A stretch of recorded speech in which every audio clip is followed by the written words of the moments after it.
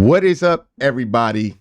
Hope you guys are ready for the first ever edition of QnCOLB Live, where we do the podcast like we normally do, but with less safeguards. It's kind of like bowling without the bumpers on now. You know, we got to be careful about some of the things that we say out here. You know, it's going to have to be a trial and error process. I'm excited about it. But we got a jam-packed show for you guys today. We're going to talk about why Kevin Stefanski is the coach of the year. We're going to talk about the WACKO for Flacco. We're going to talk about high school recruits. We're going to talk about the Philadelphia Eagles and Trevor Lawrence. We might even talk about that topic y'all was talking about on Twitter yesterday. Yes. Yeah, the JJ Watt tweet. We might be broaching that subject. We'll see. I don't know. We live. We'll have to throw that check down on that topic, seeing how things go. We'll also talk about the Cavs, and we're going to talk about who deserves this MVP, and just in general, who's had the most impressive season in the NFL. I'm going to run that intro, then we'll be right back.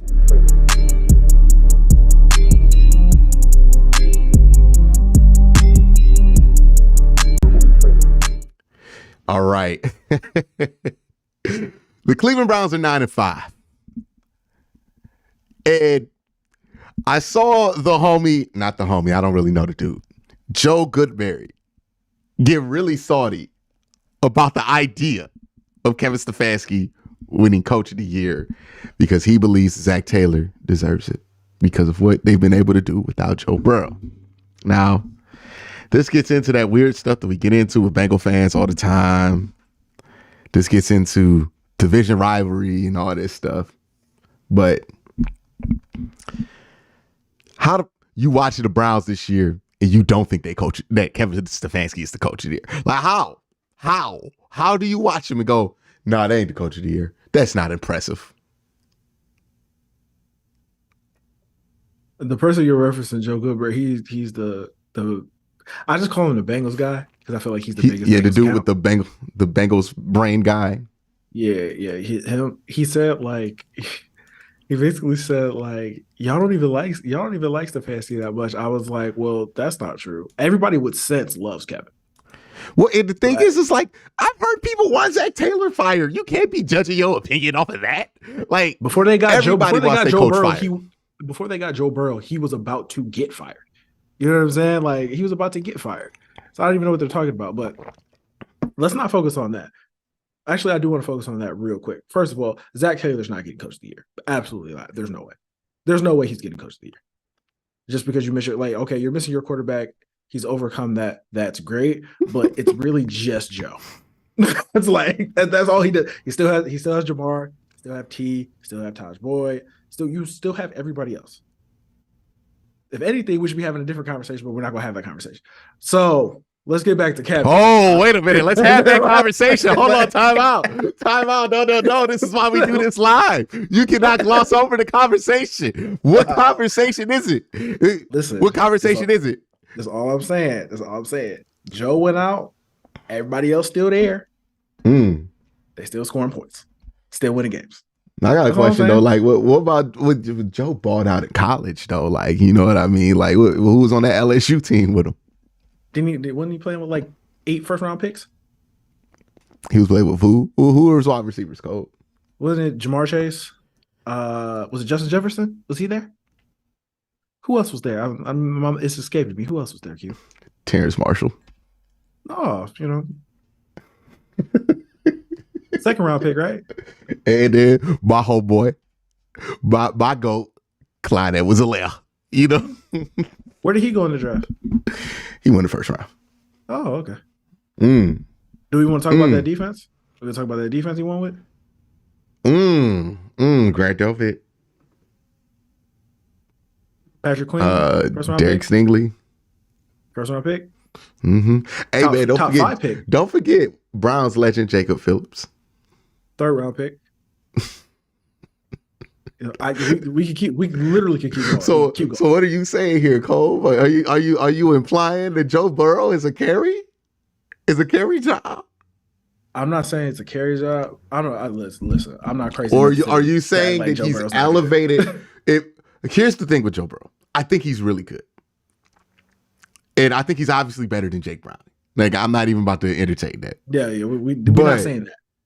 But he does tend to get elevated to a level that, to me, would suggest putting him up there with Pat Mahomes and all of that. And he's good.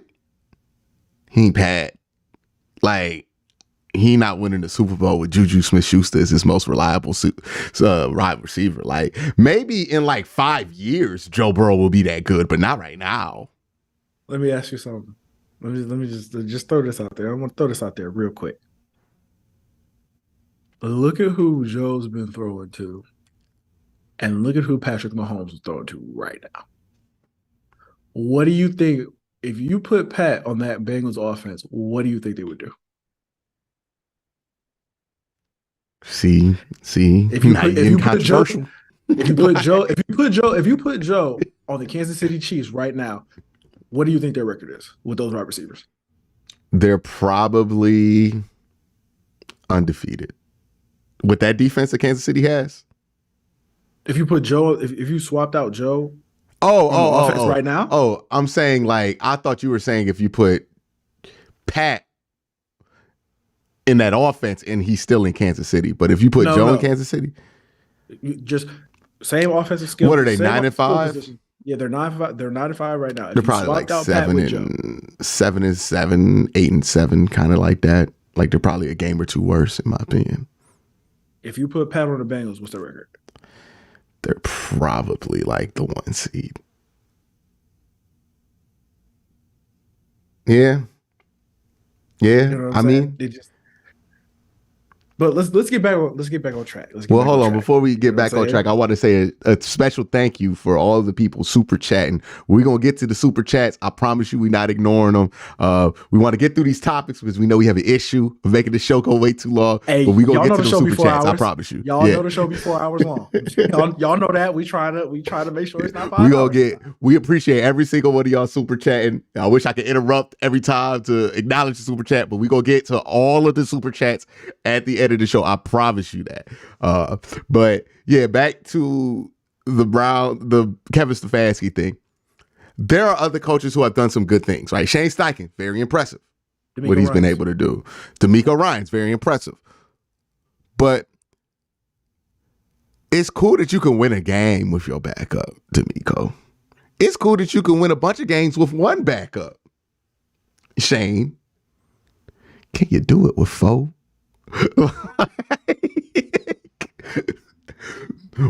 This week might be the first week the Browns have a quarterback play 4 straight weeks. Is it really? Yes. It is. Yes. This suggests, and this is what's impressive about this. Cole, this ain't just happened 2 weeks ago and we just rotated like in the last month. It's been going on all fucking year. All year. We haven't had one guy start 4 games. Or what week is it next week? Week 16? Yep. It's about to be week 16. And we're about to have the first time we had a quarterback start 4 games. Oh, by the way, might have one healthy offensive lineman. It ain't even like we getting healthy right now, Cole. No, we don't even have our all-pro running back. People be asking me all the time, why aren't the Browns running the ball? I'm like, all that run identity. They have one dude left that created it.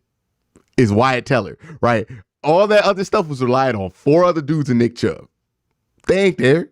You ain't got none of that. You know what you do have? David Njoku. You know what you do have? Elijah Moore. You know what you do have? Amari Cooper. Go ahead, throw that ball, man. Gonna have to throw that ball. But yeah, I think Kevin Stefanski's the coach of the year. I think what he's done with this program, this team, it's undeniable. Nobody's done a better job of it. And they win a game or 2 more. Coach of the year, undeniable. Now, I'm going to make an argument. It's going to be a crazy argument. And you know what? The people ain't going to expect this argument from me because people seem to think I'm some kind of a hater of this man of sorts. Hey, man, if Joe Flacco wins out, is he winning comeback player of the year?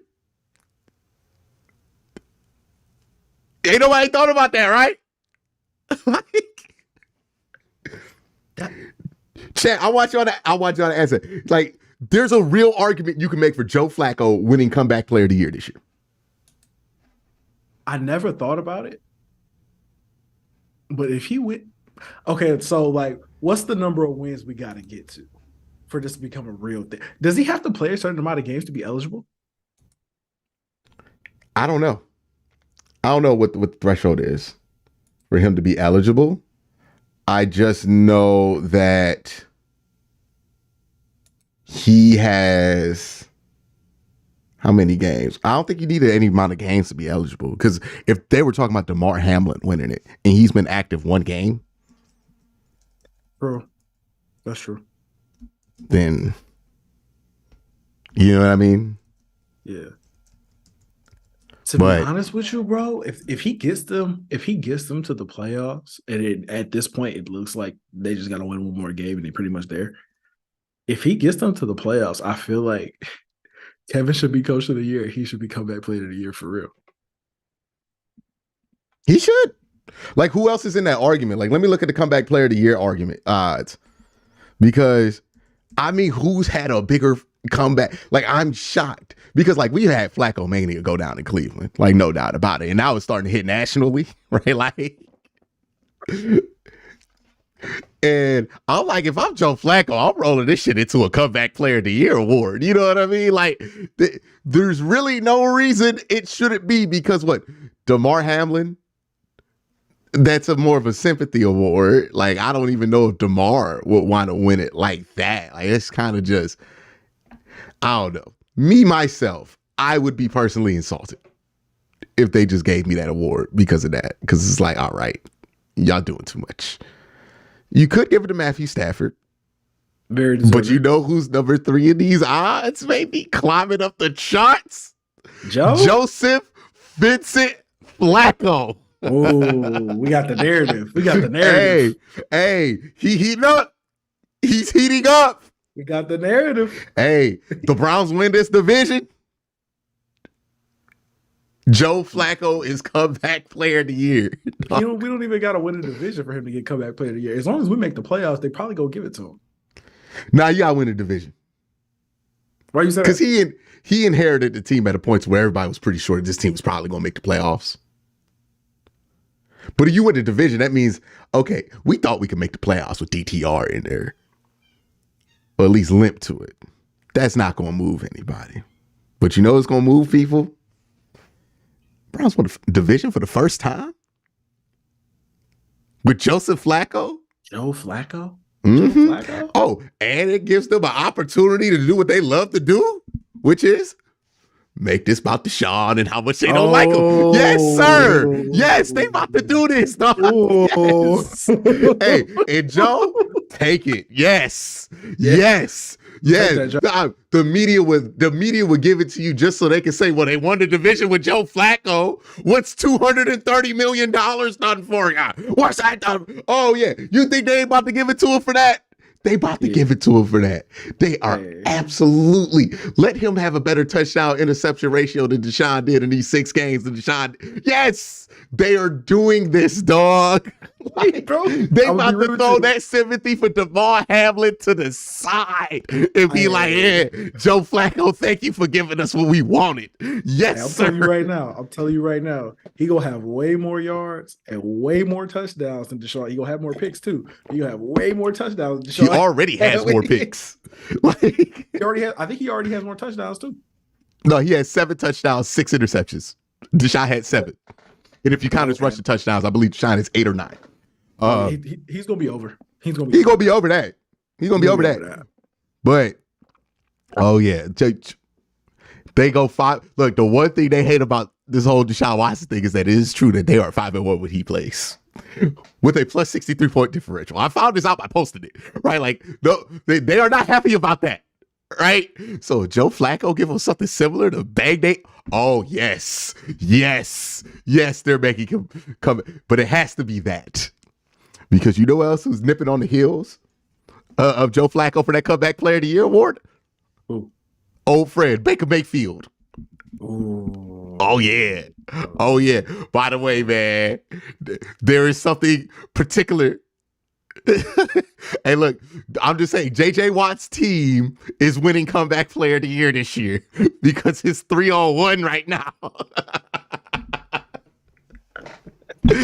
Russell Wilson that had the best bounce back of anybody. Nobody's trying to give him that shit at all. Like, nobody's trying to give Russ that shit at all, dog. Joe Flacco popped up in there. Look, Russell Wilson has similar eyes to Aaron Rodgers. Oh, he ain't even came back yet. Like, that's nuts. Nuts. That's wild, dog. Hey, but we really gotta drive home the argument for Cam to win coach of the year, because it's to me, he should be the unanimous coach of the year. I'm not even gonna lie. I'm not even gonna lie. The Browns have the most wins over 500 teams, or over teams over 500 in the NFL. Is that correct? Don't we have? Yes. Don't we have like 15 different players on? Yeah, battle tested, all that. Yes. Isn't like 30%, like over 30% of our salary cap on injured reserve right now? About 28. Yeah. 28%, which is usually the most in the NFL. Most teams who have 28% of players on their injured reserve, of their salary cap on injured reserve, win like 6 games. How many wins do we have? 9. Well, no, the best case scenario, my bad, is 6 games. Usually you just stink outright. But yeah, we got 9. How many games we got left? 3. So honestly, he could win double-digit wins with all that going against him. He still get double-digit wins. Who do you give the award to? Like, what is the argument for giving the award to anybody but Kev? Like, what's the legitimate argument? Kev already won one. So that's what the argument is going to be. He win the first one like this. Hey, real talk, Kev won that first one because simply he won 11 games in Cleveland. That's it. And people thought it was impossible, like before Kevin did it. And he about to win. He might win 11 games again in Cleveland with all of his best players being hurt. That's nuts. That's nuts. The argument? I don't know why. Campbell? You will give it to Dan Campbell because Detroit winning? That's the only argument. That's the only. When we all thought they would be good. Yeah, we knew they were going to be good. Mm-hmm. So what's the argument for giving it to him? Who else is in the run? Like DeMeco Ryans, I could see. Like DeMeco Ryans, I'd be like, okay, that makes sense. But outside of him, that's not really a real argument. That's true. That's true. Hey, Browns could have 2 comeback player of the year, or could win 2 consecutive comeback player of the years. No, they can't. Oh, Nick Chubb could get it. No, that's what I'm saying. Like if Joe Flacco wins it this year, oh dog, we got next year on wrap. Like Deshaun or Nick Chubb. Who's gonna have the better season? Let's be honest. Let's be honest. Deshaun not winning that. Deshaun not winning that. You know that. Hey man. He might apologize over the summer. Don't even amen me. You know he's not winning that. He might apologize over the summer. Don't even try it. Look. Hey, if there's ever been a come to Jesus moment for Deshaun Watson, look, I'm gonna be real with you. This is putting a scare in Deshaun Watson that money, that whole situation did not. Like, no, I'm telling you right now, like he might come back and change, man. Like, so the whole situation didn't change him, but Joe Flacco playing well gonna change him? Because look, man, he don't give a fuck about none of that other shit. But you know what he does care? Because we have established he's not a good person, right? Like he does not care about that other stuff. He does not care about that other stuff. But you know what he does care about? Football. Like, and he gonna have to make sure he do what he need to do to keep that reputation. Like, this is crazy. It's not crazy, but it's crazy. It's not. I'm telling you. Like, Joe Flacco getting him on the straight and narrow. Hey, man. Come to Jesus. Yes. Like, oh, man. Look, hey, look, you take your girl for granted. Do you see somebody talk to us in a certain way? You like, hold on, wait a minute now. That's me. Like, I did not think we was going to get here. Uh-huh. Yes. Oh, man. Yes, that's where he's at. Hey, he gonna be working his ass off this offseason. I'm sure of it. Look, if he's got anything left to give us, he gonna give us it. Okay. Because he looking in the mirror. Because here's the thing about signing that guaranteed contract. He can't get out of it either. Which means if he gets replaced, he's not playing football for a couple of years. Again. There's nothing you can do. Right? Let's say they get to a point, not even the Joe Flacco stuff. Let's say they get to a point where like, you know what, DTR is better. They're not going to keep him on the sidelines, Cole. He going to be at home. Yeah, like he was in Houston for the rest of that contract and be like, well, we not paying him nothing. So it's fine. Right? So if he want to play football, which I know people have all these jokes, he does legitimately want to play football still. He likes playing football. And bro, he understands what time it is. And also, he understands what time it is because he's like, hey, dog, I ain't even got to do that much. I ain't even got to do that much. It is a layup to restore this reputation. Like, all I got to do is be here. That's it. Joe Flacco ain't even not being a factor ain't even not being a negative factor. He about to win comeback player of the year. He threw 3 interceptions this game, dog. 3 of them. All egregiously bad. Like, I know people were trying to tell me it was all on the wide receiver. No. The first one was not on Cedric Tillman. That shit was on Joe Flacco. You know how I know it's on Joe Flacco? I've watched Joe Flacco play. And Joe Flacco does this shit all the time where he feels pressure's about to come and he does this in good moments and in bad moments. He feels the pressure. He backs up, gets on his heels like he did against David Bell or like he did with David Njoku, and he'll throw that hoping somebody's there. And every once in a while, that shit gets picked. Happens 2 times one way, it happened 2 times the other way. Cedric Tillman out here catching strays. I'm like, nah, he was probably running a choice route, and Joe Flacco just picked the wrong choice, threw an interception. He did that to Steve Smith. I don't think Steve Smith was out here running the wrong routes back in Baltimore. Like, nah, he threw a medicine ball to the dude that he got blamed for dropping in the middle of the field. That second one, the one that was a pick six was 100% on Joe. 100% on Joe. And that David Njoku one was just unexplainable. Oh, no, that was just egregious. That made me want to. I had look when he threw that David Njoku interception. I had to just sit. I was on stream too, and I just sat there for 5 minutes because I'm like, nothing productive is about to come out of my mouth. Like, absolutely nothing productive is about to come out of my mouth because I was not thinking anything good right there. I was like, get the kid warmed up. Like I was fed up. Like, we got the ball on a muff punt. We at the 20. They begging us to get back in this, and you throw that fucking I was so mad, Cole. Like, I just had to. I started a space. People might be in here. If you follow me on Twitter, you know I started a space. The whole title was "Get Joe Flacco Off My Screen." Dog, and Njoku's wide open for a touchdown. If he overthrew the ball, it's still probably a touchdown. If he did anything but do what he did on that throw, it scores. Not underthrow it. That's all you have to just don't. By the way, you notice when he got back in that last possession, he overthrew that bitch to David, and he was like, you know what? It's better to over the under. Like, and what did he do? David climbed the ladder, caught it, got his balance while being contacted, and then stiffed arm like 3-4 up. Like, David Njoku is one of the baddest tight ends in the NFL. Yeah. But man, I know David looking at that stat sheet. He's like, yeah, man, I'm glad we won. I'm glad we did our thing. I'm glad I had a big role in it, but should have had 2 of them bitches. I should have had about 140. I got David on my fantasy 2 of them bitches. I got David on my fantasy team. I was over there sick. I was like, Joe, come on. I know he was hot.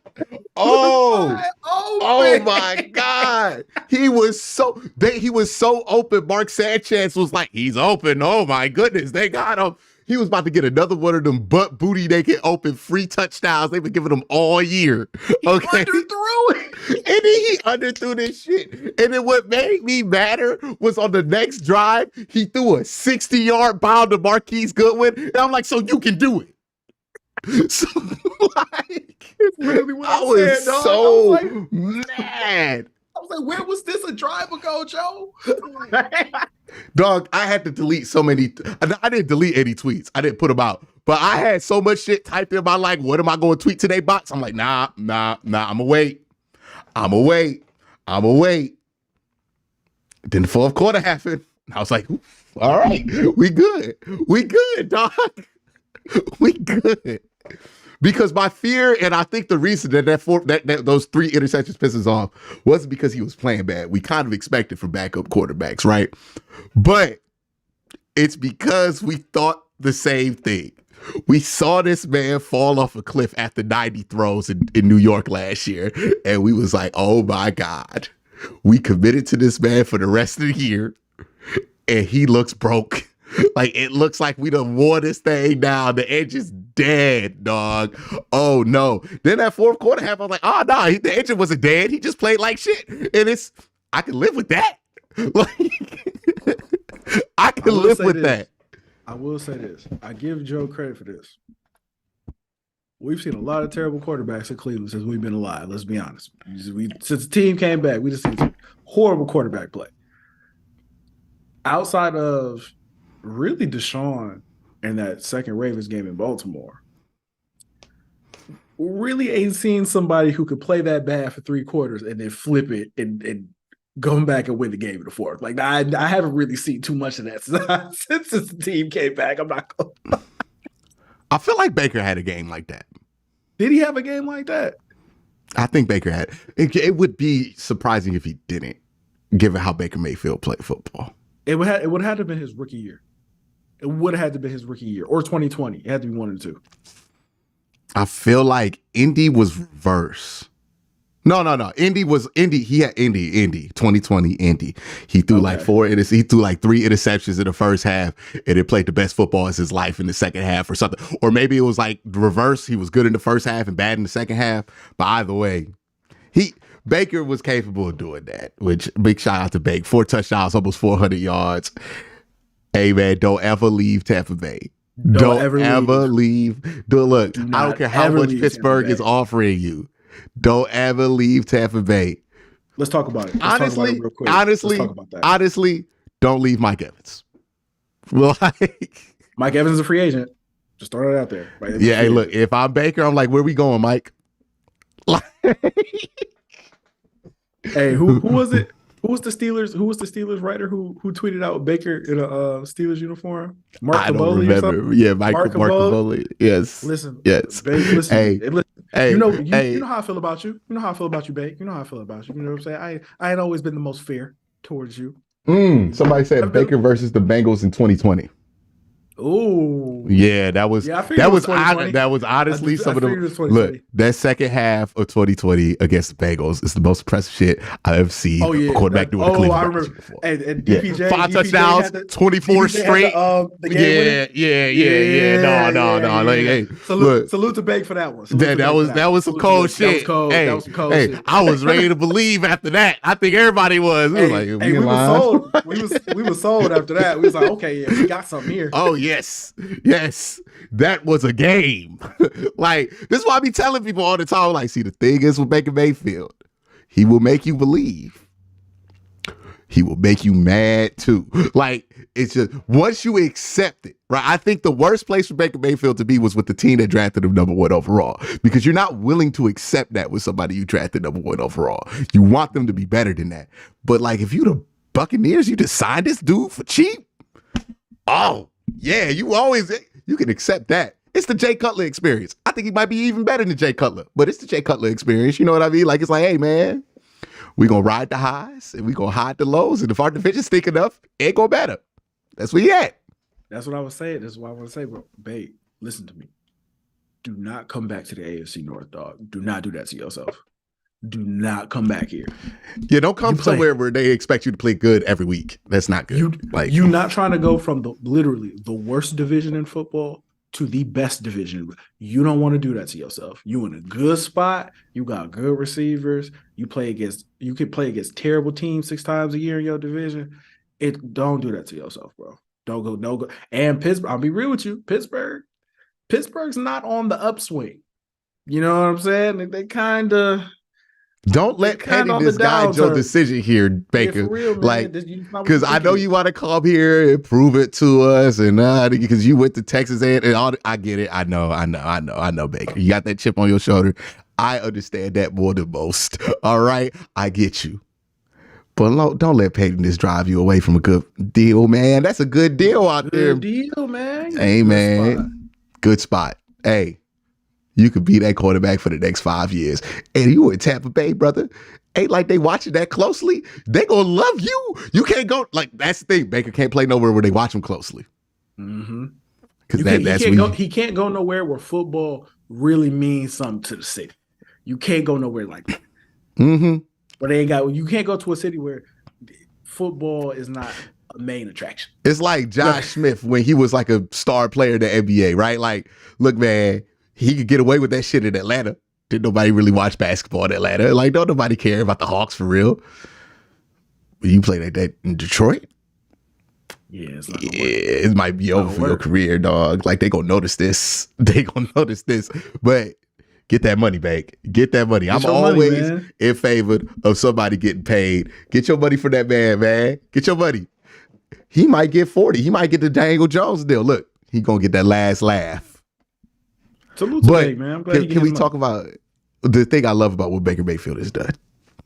Because he has made Pittsburgh Steelers fans who stood ardently at the opposite of any argument giving Baker Mayfield any praise for like his entire career. And now they are so fucking down bad, Cole, that they are photoshopping this man into their jersey.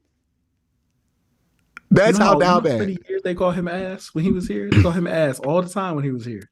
All them jokes.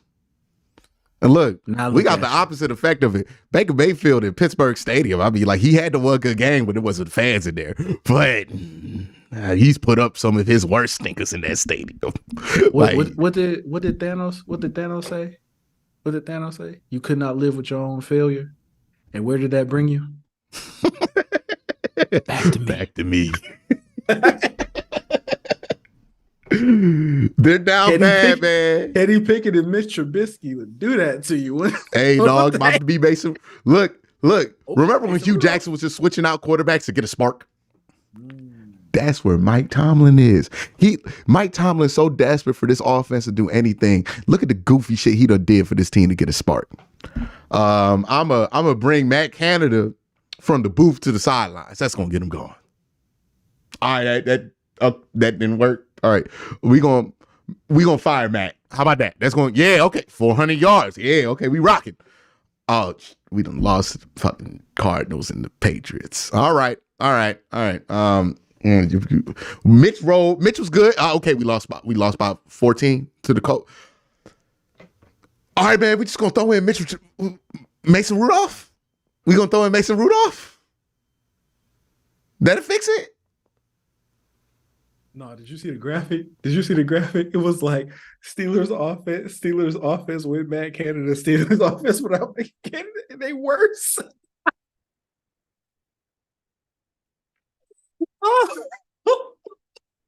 It's bad, man. Y'all just might be ass, man. Y'all just might be ass. You might just not have the players. Like, just might be ass. That's it. Like, I don't think this is a matter of being fixed or tinkered. You might just suck. Look, man, as two dudes who have had to live through just being ass for a long time, I'm gonna tell you something. Y'all just ass. Like, that's all it is. As a grown man who said this to somebody before, hey, man, wait till Corey Coleman come back. That's where y'all at. You just ass. That's it. Like, there's no other explanation. You're at the, hey, man, when RG3 get healthy, remember we was like, yes. Oh, hey, man, if we put Kevin Hogan in, Yes. Yeah. Yes. Yeah. Hey, yeah. When you ain't eating, when you starve for food, everything look like a buffet, but it all just shit. Like, that's what it is in Pittsburgh. Y'all looking at Mason Rudolph like he a buffet. He Mason Rudolph. He the same sorry quarterback that y'all put Duck Hodges over. Okay, like, nah, man. This ain't changing. With all that said, we need y'all to beat the Bengals. Need y'all to beat the Bengals this week. Need Mason, look at me. Listen to me. Show time to shine. No, get that one game buff. Get that one game buff right there. That one game. And you know, hey, Mike need his 9 wins. You know what I'm saying? Mike need his 9 wins. Make sure Mike get his 9 wins. That's all I'm saying. And Jake Browder's due. Jake Browder's due for a come to earth game. You know how I feel about Mike. Yeah. I'm a Mike Tomlin fan. I am a Mike Tomlin fan. Mike need his 9 wins, man. Mike need his 9. Well, you might be able to do that with Boy Ease because they legitimately want to fire that man. Like, it's not a joke anymore. They really want to fire him. It's not a joke. They really want to fire Mike. Like, reasonable people are saying this. Like it's over. That time. Yeah. Hey, look, man. You can only coach on a team in the NFL for like 10, 15 years. I mean, Bill about to get out of there. He's about to get out of it. I think it would be a mutual parting of ways for him. You know what I'm saying? Mm-hmm. But Mike might just get fired, dog. That's crazy. Nah, they trading him. You can get something for Mike for sure. Yeah, they're gonna trade him. Or he gonna resign or some shit like that. They're not gonna outright fire him. But what team you think will trade for Mike Tomlin?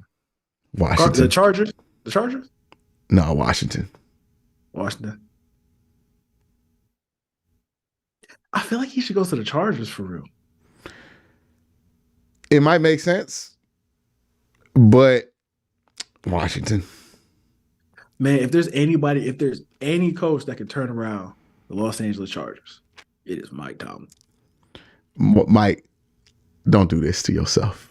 Honestly, if I'm Mike, I'm retiring and going to TV. Yeah, he can do that. Like, I would retire and go to TV. Look, Washington in LA, the Chargers. Why would Phil Jackson coach the Clippers? You really want to see Greg Popovich on the Clippers trying to make it work? It's sad enough watching Rick Carlisle trying to get the Pacers to success right now. Like, nah, man, I'm good. I don't need to see Mike Tomlin out here trying to beat the sorry out the Chargers. Nah, I'm good. I don't need to see this man out here trying to rebuild the Commanders. Like, God help him, he got assigned that Bryce Young thing. Like, nah, you saw they won that game with 9 points. Nah, Bryce Young's wins aren't even impressive. That's the thing that concerns me. Like,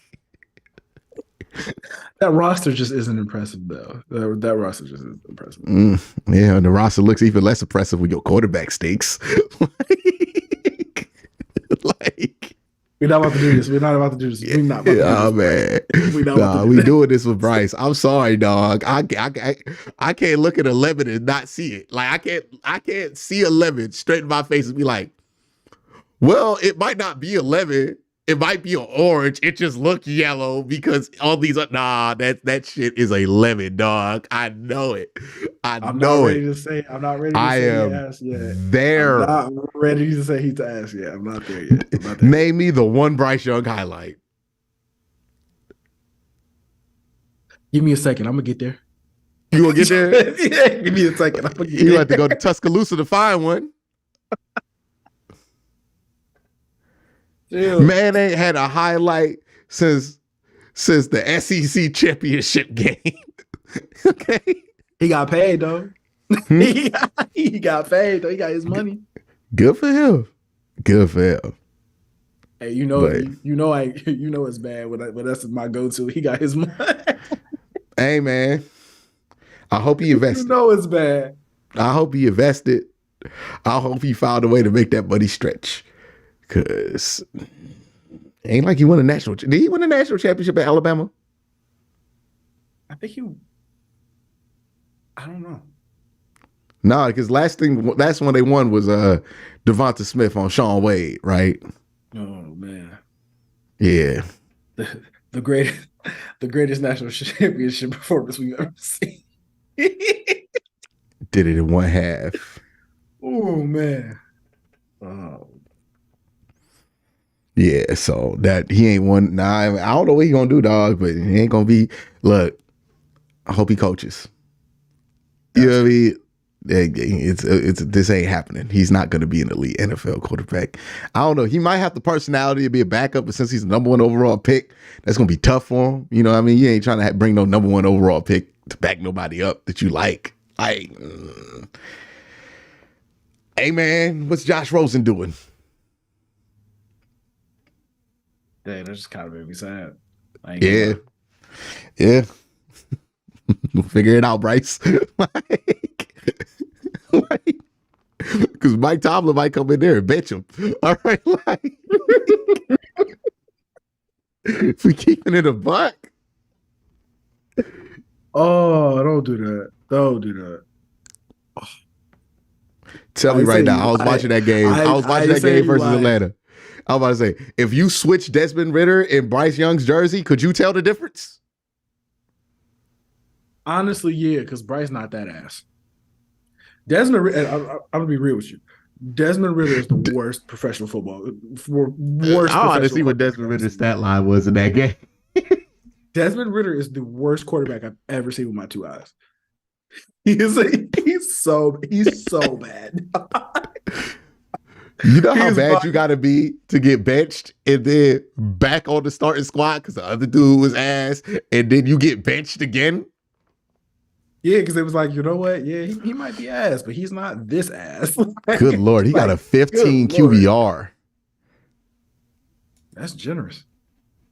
That's about as bad as it gets. It needed to be a 0. That's what it needs to be. Oh, he was all right. 12 of 20, 152, a touchdown and an interception. It's not that bad for him. That's probably one of the best games he played. I think he had a 2-touchdown game in there somewhere. He probably had 4 turnovers that game. Desmond Ridder sucks. Oh, yeah. Bryce Young took care of the ball. 18 of 24, 167, no interceptions. All right. There is hope. There is hope for young Bryce. Ooh, these cumulative stats are brutal.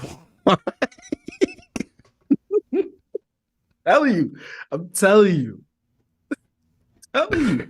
These cumulative stats are brutal on Bryce, boy. Oh, my goodness.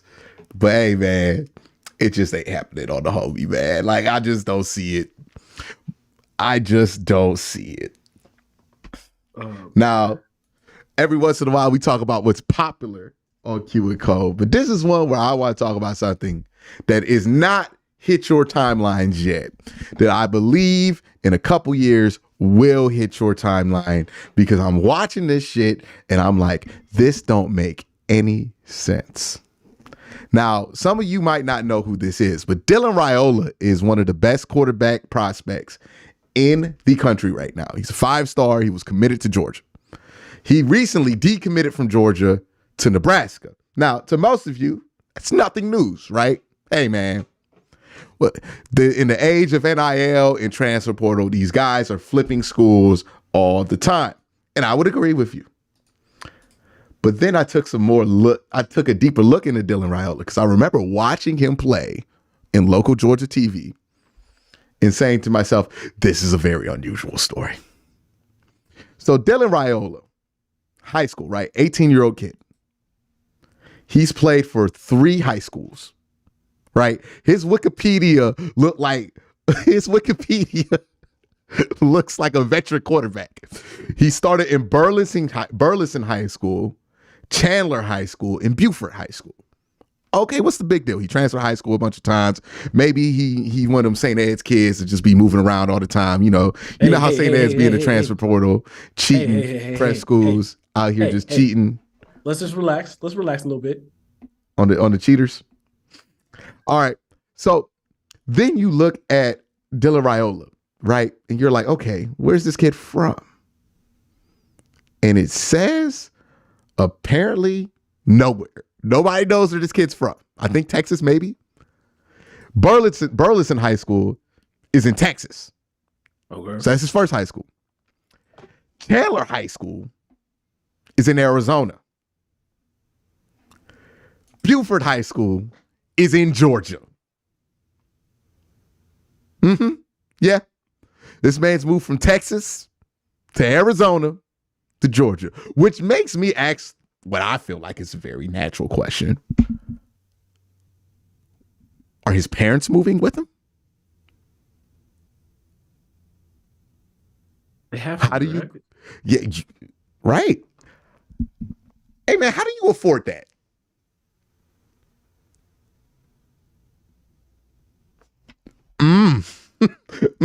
Right? How do you afford to move to 3 different states in 3 years for your son's high school football career? It's interesting, right? It's interesting. It's a little crazy.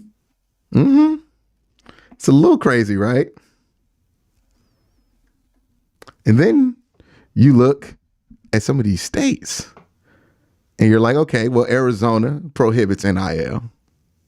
Texas allows NIL. And Georgia just recently allowed NIL for high school students. And then you thinking he was about to go to Georgia and then he moved to a high school in Georgia. Now, I don't know what Dylan Raiola's parents do for a living. There's not very much information on that. Maybe they're rich and it doesn't matter what they do. But more than likely, they're not that rich. And maybe they work from home, right? Maybe that's the thing. But why does a kid switch high schools in 3 different states 3 different times? And one, is that not a recipe for disaster? But then he switched commitments 3 different times. He was originally an Ohio State commit. Flipped to Georgia, moves to Georgia. Now, the most random flippiness, he's playing for Nebraska.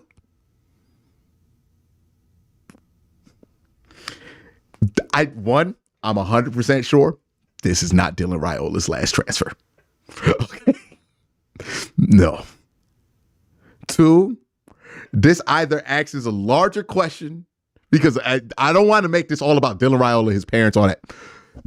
This is the AAUification of football that's happening right now, where we are just taking dudes and moving them every year to play football. Now, with basketball, it has its own damages. We've heard Charles Barkley talk about it a million times. I'm not going to reiterate those arguments, whether you believe in them or not. But with football, this is dangerous, in my opinion. Like, to just throw a kid in there on 3 different schools and then have the kid like transfer. And it's just plain odd. Somebody said his dad played in the league.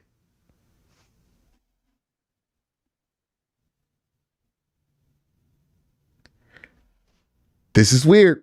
And like, I know somebody put out the point, well, maybe he's just an Army kid. He's just moving. No, that's not how that works for the number 5 quarterback recruit in the country, in my opinion. Like, one, he's not going to any school. He's going to the good schools in each state, right? Like, he's going to the best school in Arizona. He's going to the best school in Texas. He's going to the best school in Georgia, right? Buford is a very nice area in Georgia. So, like, again, these are some questions that you have to ask. How do you end up doing this when you are the number 1 quarterback in your class? This is weird. Then you get to college and you know flip 3 different times.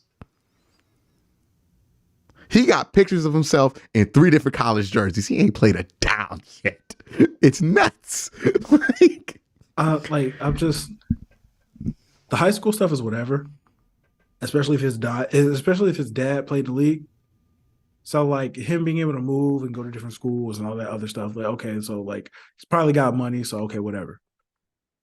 But doing that in college when you haven't even played anywhere yet, that's weird. Like, is he gonna play in Nebraska? He just switched his commit. How old is he? He's 18. He's 18 right now. Yeah. Okay, so he's going into college. Yeah. And he started the year in Arizona, Ohio State commit. Switched to Georgia. And then after that, switched to a Nebraska commit. It's ridiculous. It's weird. Mm-hmm. You know who it reminds me of? Who? Another highly ranked prospect whose career ended terribly. Tate Martell. Oh, yeah, Tate Martell. Yep. Except for Tate Martell went to one high school. Okay, like, this cannot be good. Because one, football is a game, as we're seeing right now, about perseverance, right?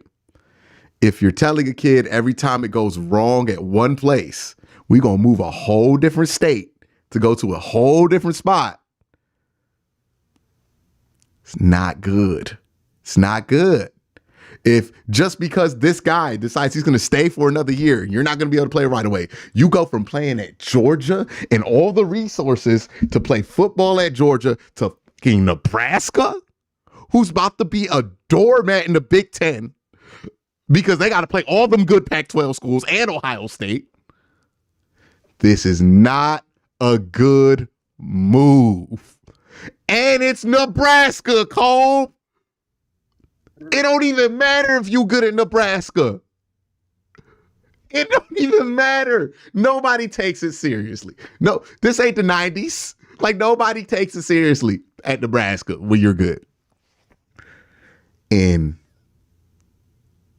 he's the godson of Matt Stafford. This is just so weird, right? Like, there's so much weirdness around this kid. And I'm like, man, I hope I'm wrong. But I don't know. This got 30 for 30 written all over it. All of it is just strange. All of it is strange. It's extremely strange. You said you watched it. You said you watched him play when he was in Georgia, right? Mm-hmm. Was he good? I mean, he was all right. Like, he's a big dude. He could throw the ball far. His teammates was dropping a lot of catches, but I wasn't sitting there like, oh, yeah, this the dude. Like, I didn't get the feeling that was somebody who's going to walk on to Georgia and start. Kind of had a disconnected attitude from his team, but I don't know. That might just be because he's literally new. Like, you've been training this kid to be a mercenary 3 straight years. You can't just be moving people like this, man. Like, this is just not good. And it's one thing, like, if you move them to a different school, like, I make the jokes about St. Edward's, but, like, you can have your same friends. You just don't go to school with your same friends when you go to a school like that, right? Like, you just have different friends from school in there, but you know some people you grew up with. He moved states. And we hear Army kids complain about this kind of stuff all the time. But you ain't even doing this for your country, dog. You doing this for high school football? Were you already the top recruit? Why? It's weird. I don't know about this. This is not, look, we'll put a pin in it, but I'm just going to say, remember we told you about this if it pops up in the store in a couple of years, because then I remember I was watching this game. My girlfriend was on the couch with me and I looked to her and I was on Wikipedia, like, look, Dylan Raiola, he's supposed to be a big deal because the game was on ESPN. And I'm like, this makes sense to you? Because, you know, she went to like magnet schools and stuff like that. So I'm thinking like she might know a little bit more about this. I went to regular Jet Pop public school. All right. Like, I don't know. I go to school for 4 years. I graduate. That's all I know about school. So I'm like, all right. I had the iPad. So she's like, nah, that's super weird. I'm like, that's very odd. Like, nah, that's super weird. I was making sure it wasn't me. Like, I don't know about that one. I have no clue about that one right there. But keep an eye on that one, right? Keep an eye on that one. Look, him, and maybe it's just because he went to Nebraska. I'm like, oh, I know the history and stuff like that. Like, that feels like a 30 for 30 move to me. Like, Hopefully we're not watching. Hopefully we're not watching about this in a couple years. Hey, Hopefully. I promise you, he not gonna be a Nebraska log, right?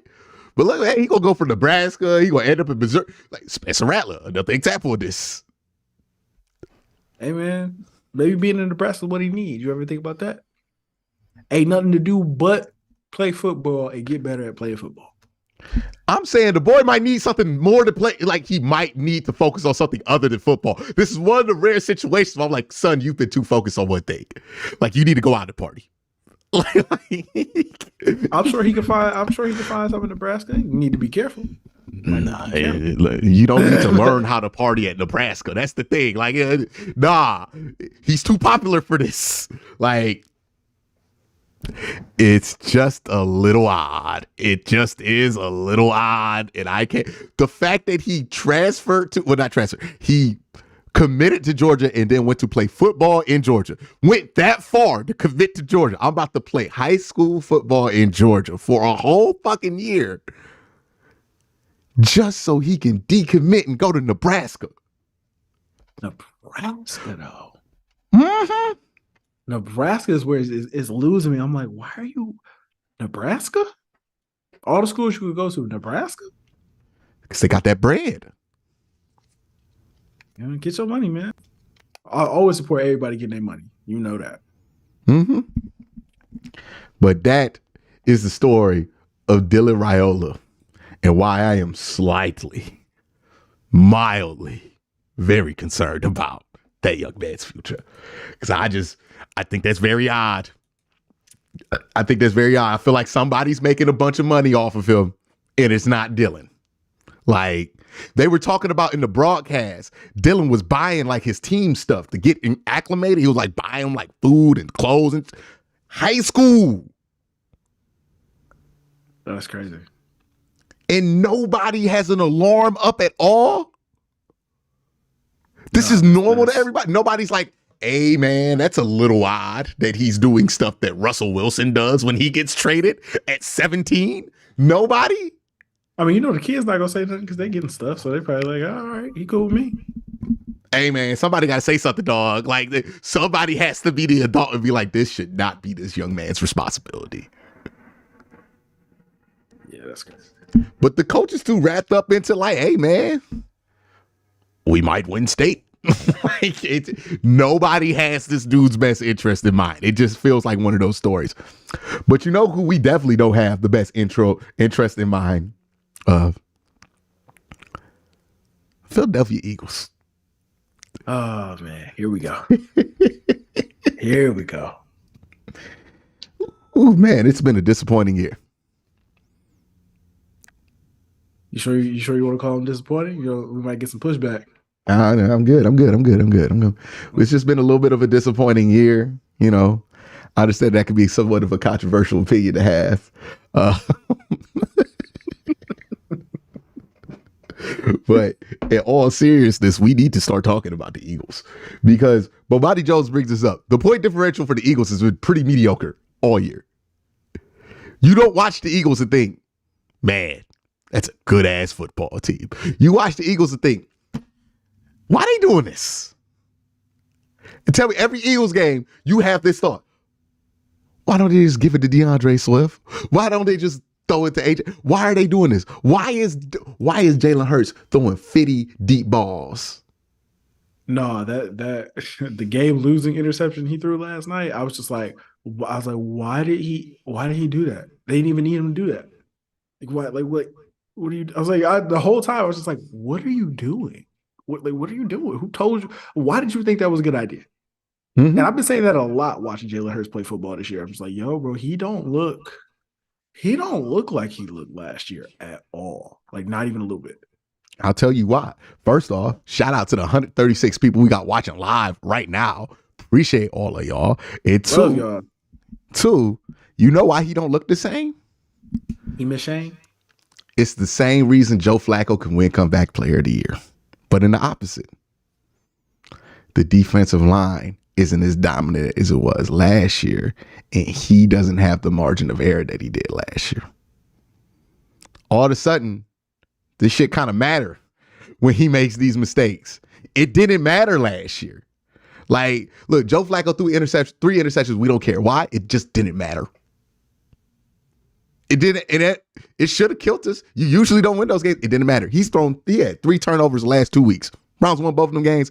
Don't nobody care. He's still going up and comeback player of the year awards nominees because it don't matter. Why? Because Myles Garrett out there just wiping out them turnovers.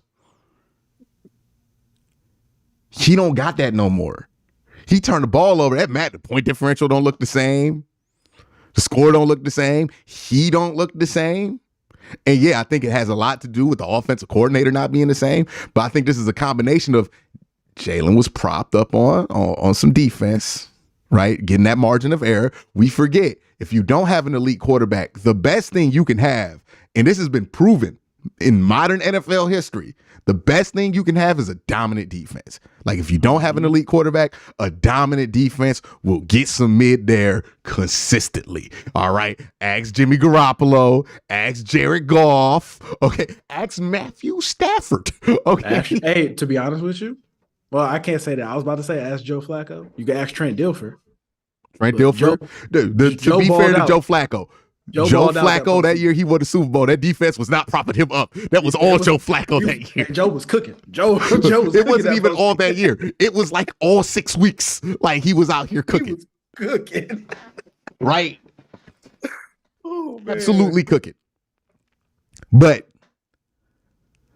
that's what he don't got. That's what the Eagles don't have anymore. Is that cushion, is that margin of error, is that comfort. Now when Jalen Hurts goes out there, he's thinking about not making a mistake because he knows he can't make a mistake because he knows that might turn into points, which means he's pressing more.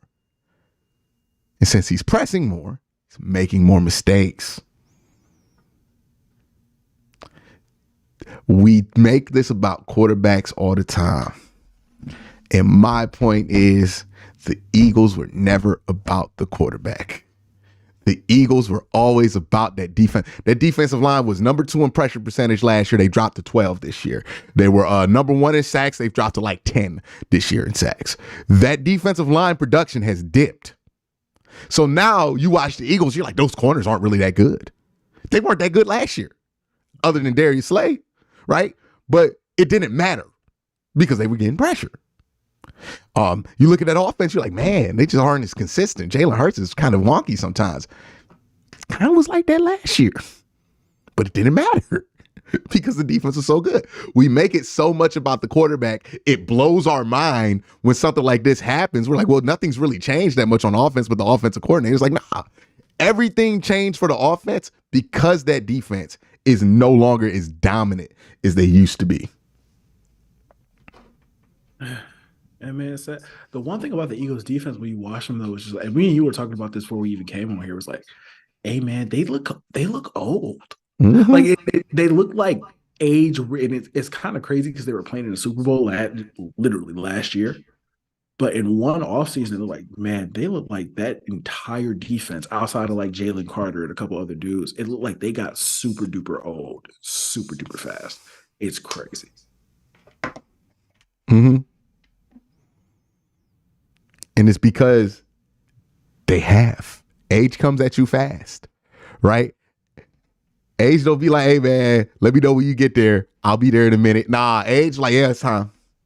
It's time. It's time, Hassan. It's time, Brandon. You need to put Nolan out there, dog. And it's not even like they're bad on the defensive line. They're just not as good as they were. They have not replaced Javon Hargraves. Mm. Like, it is what it is, but that's the issue with the Eagles. Now, I want to move on to slandering one Trevor Lawrence. Oh, God. Yeah. Why we got to do this? Why we do this? What do you mean, why we got to do this? You going to kick a man while you down? You going to kick a man while you down for real? Yeah, nah, I'll play. You don't go kick a man while we down. Come on. Y'all know what. Did you not watch our segment about Kadarius Toney last week? Yeah, hey man. Or Sean McDermott?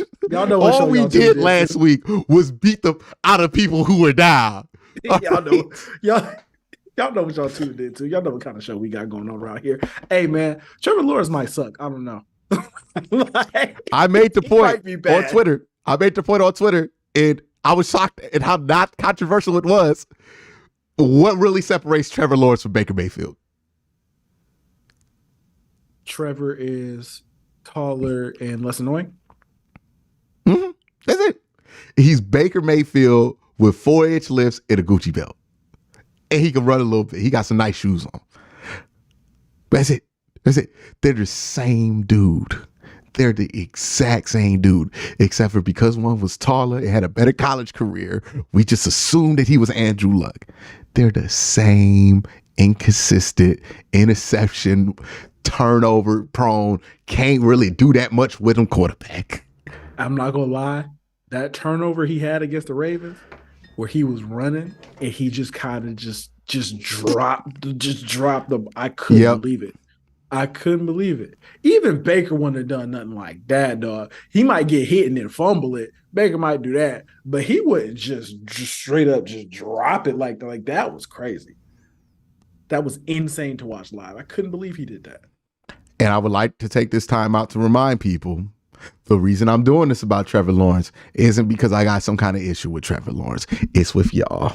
It's with every single one of y'all that was putting him in the class with Pat Mahomes over the summer. I ain't forget about y'all. Y'all the reason why we got to do this. Y'all, because y'all can't control yourselves. Y'all saw Trevor Lawrence have one half of good football and then like compete with the Chiefs. And then y'all just lost your fucking mind, okay?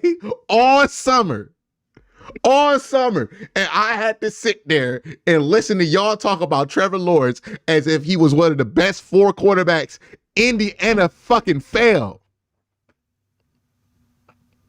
And now when we see stuff like this, I ain't supposed to notice it. I ain't supposed to remember what y'all was saying in the summertime. Like, this is some great shock.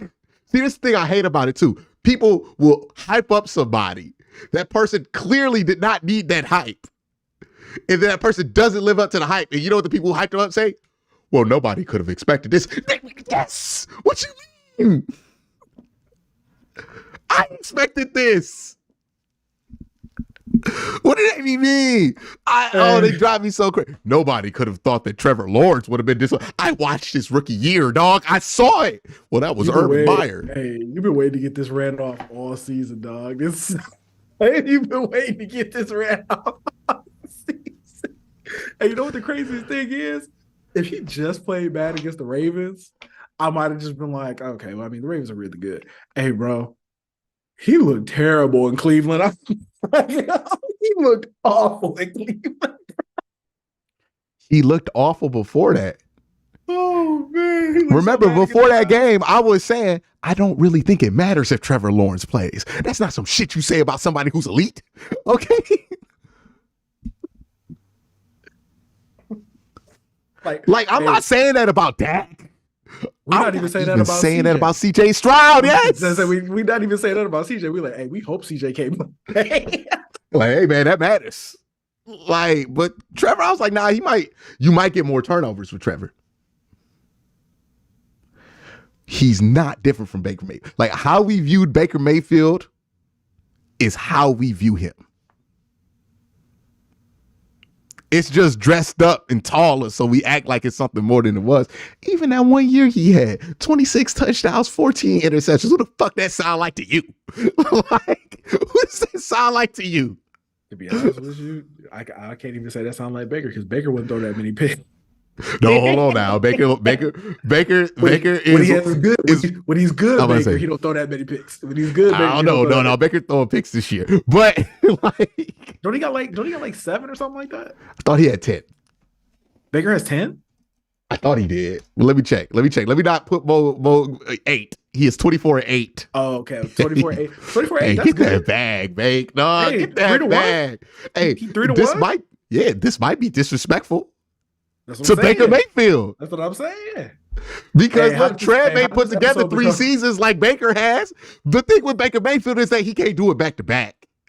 How did this our first live episode become an episode where we giving Baker props? It's kind of crazy. Hey man, gotta give credit where credit's due. The man, like I remember some dude, one of those annoying like Oklahoma guys, got on one of my threads and was like, I bet you wish you had Baker. I'm like, look, man, nobody think that. No, we don't. No, we don't. And we are happy for Baker. We are happy. And Baker Mayfield is like the crazy ex that you had, like, early in your life. They was partying a lot, and now they done figured it out, got themselves a husband, and you are happy for them. Like, truly happy, because you're like, hey, man, that could have went either way. Like, it looked dicey for a little bit, but it looks like you found your peace. It looks like you found your happiness, and I am all good. It could have went the other way. It could have went either way. Hey, that's we all got, look, Cole, we even got making a boyfriend, girlfriend. We all got homeboys like that. That we was like, hey, man, I can't kick it with you every day anymore. But I'm glad you figured yourself out. You know what I mean? I'll invite you to the weddings or whatever happens, the big stuff. Hey, man, when it's time to sneak some guys into the Ring of Fame, we'll sneak you in, Baker. Fuck it. Who cares, dog? We'll sneak you in there. Give you give you that. We'll give you that. You had a couple good years here. You know what I mean? Let you be on some local television. We ain't got no issue with you. We just can't kick it with you every day because we know what that's like. All right? Like, and that's where I'm at with Baker Mayfield, man. I'm happy to see my homeboy thriving on Facebook. But some people, you don't need to go past that. I'll hit the like button on his good stuff. Hey, eat, man. Like, that's where I'm at with Baker Mayfield. Like, I ain't got no ill will towards him. Super happy for him. Like, still don't want to kick it with him. And I think that's what a lot of Cleveland's like, hey, man, we just saw Joe Flacco throw in 3 interceptions, dog. We not trying to live through that every week. Like, we not trying to live with that fear every week that it could happen, right? So, hey, shout out to Baker, man. Get your money. Get your money, dog. And make sure you get that shit guaranteed, too. Like, because we know you're going to have a bad year in that contract, brother. Don't let them get out after the bad year. No, keep them in. Keep them in and make sure it's on an even odd basis. Like, make sure your contract year always comes up every other year so that you can get that every other year money, because we know Baker, hey, look, good year, bad year, good year, bad year. Like, you got to know the patterns. Know the patterns, get paid off of them. Hey, if I'm Baker Mayfield, I'm doing the LeBron every year contract year type shit. Like, that's what he might win the MVP on that program. He can't do that. He can't do that. No, 2-year contracts. Well, no, 3-year contracts. 3-year contracts. Hey, good year, bad year, good year, contract. Okay, get that next one. That's what Baker needs to be on. And I'm all for it, dog. Because at the end of the day, when Baker Mayfield's not playing quarterback for you, he is a very fun guy to watch because he's all over the place. He's super emotional. He just be throwing shit. Like, if he never played here, Cole, you'd be like, man, Baker's kind of fun. But since he played here, you can't think of the fun without thinking of the funk. Right? Like, that's the issue. I love when people are always trying to be like, I bet you wish you had Baker now. I was like, you only feel like that because you ain't watching for 4 years. I've seen things you couldn't imagine. Shout out to the whole girl Ab, because Abby put on Twitter, Baker Mayfield posted a caption, I love playing football in Lambeau. She's like, you must say that shit in 2021. Like, we don't forget.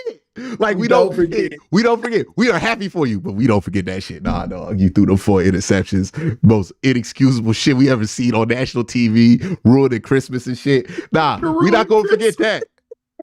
But you know what? We can't get to a point where we can appreciate you.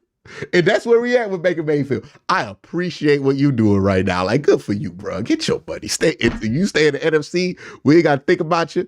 Hey, man, go ahead and do it, dog. Ain't nobody worried about that. But, the Oklahoma fans, I thought that was funny. They was trying to like get a dunk on us. We 9-5. We don't give a fuck about anything, dog. You can't dunk on us. We are undunkable. We are undunkable this year. Ooh, we could have been 9-5 with somebody else. Ooh. I'm like, every time I say, hey, what's the Bucks record right now? What's the Bucks record right now? What are they, 500, 7-7? 6-7 or 7-7, right?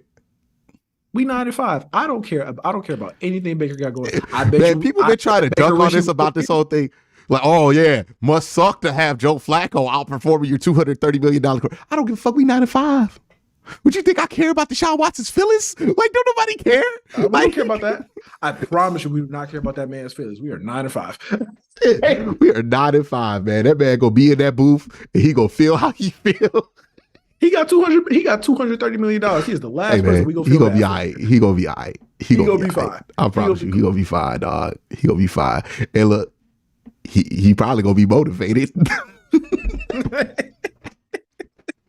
Hey, the amount of injury he about to play through next year is gonna be nuts, dog. It's gonna be nuts. That's why is that why the Browns keep Joe Flacco there? Just to like make sure he don't ever get hurt. I'm telling you. Hey, if Joe Flacco was on the sidelines, Deshaun Watson starts sliding real quick. He's talking about this. I thought, tell you, bro, they gonna bring him. They gonna bring Joe back next year because you know he can play well. Just had Joe Flacco standing there like this, just like this, like, hey, dog, he gotta be shaking. He gotta be shaking his head, just like. You gonna slide? You gonna throw it out of bounds?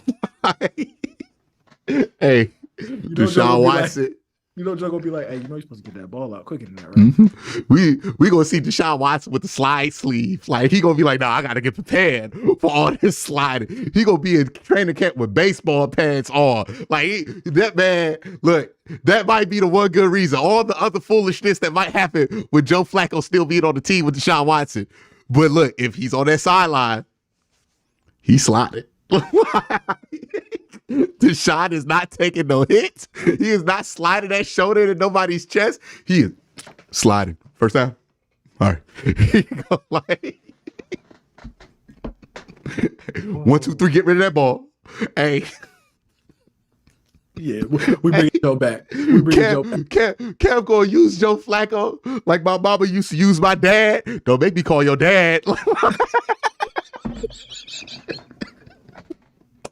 He gonna use Joe for discipline. Oh shit! Hey, he take one bad hit.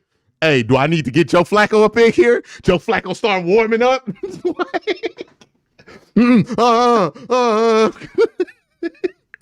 I got it. I'm good. Boy, he gonna learn how to fake through concussion protocol. Let me tell you, DTR is pissed right now. He got his mouth bloody and his job taken. And he ain't never getting that shit back. Not this year. No, man. He done enough to where, like, if he have a bad game, we gonna have to let it rock. Like, if the man can throw 5 interceptions next week, we just gonna have to be like, hey, man, we gonna have to let it rock. We play the Jets on a short week. Like, we gonna have to let it rock. It is what it is. Deshaun Watson out there like, all right, Quincy, let's learn how to slide.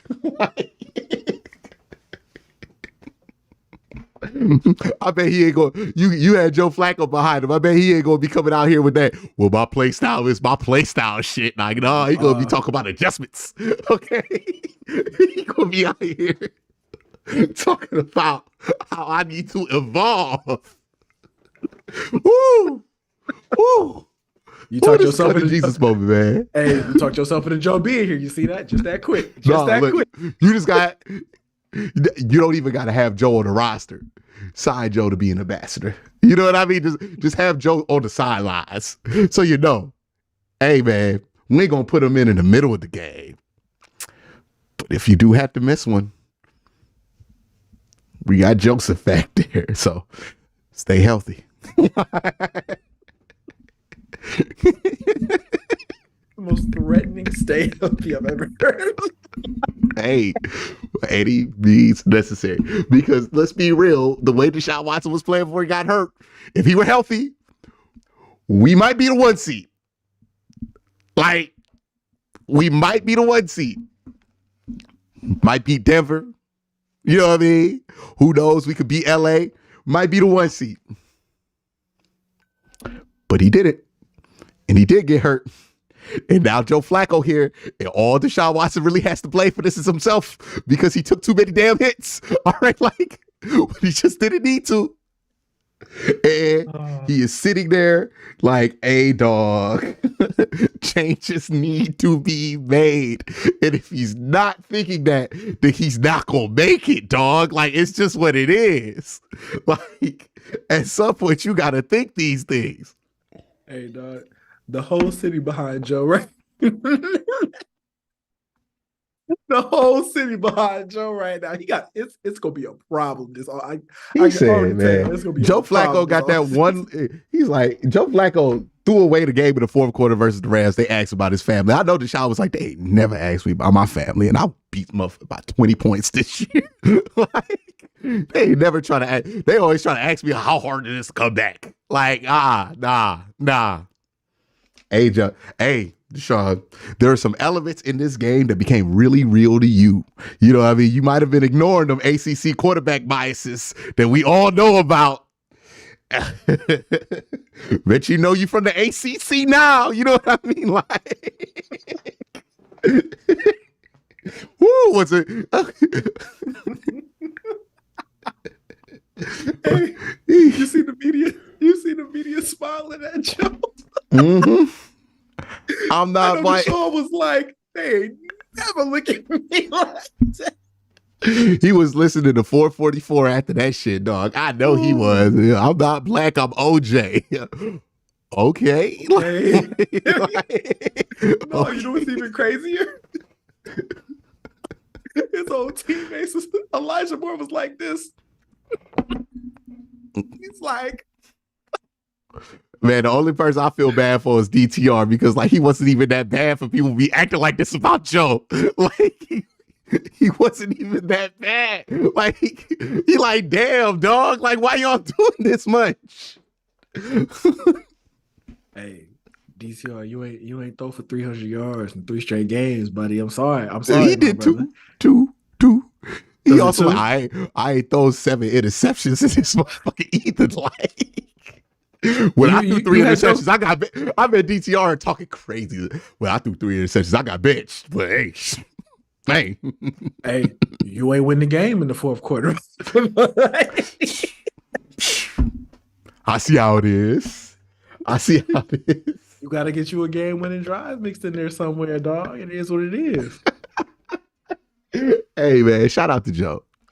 This ain't nothing. Look, Joe Flacco about to keep him on top. Like, keep him on time, man. I bet DTR, look, he had the issue when he wasn't studying the playbook, when he thought he might play. I bet every week DTR is in that playbook like he about to start because he like, nah, I got to show him. Like, don't nothing make you do your job better than somebody who ain't supposed to be doing a good job, doing a good ass job, and people start looking at you like, like.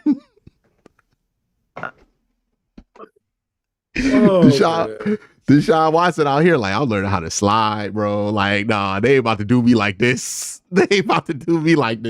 He had no idea what it was. He thought he was about to come through here, all that controversy, everybody's gonna love him. Oh no, I don't know what he thought it was.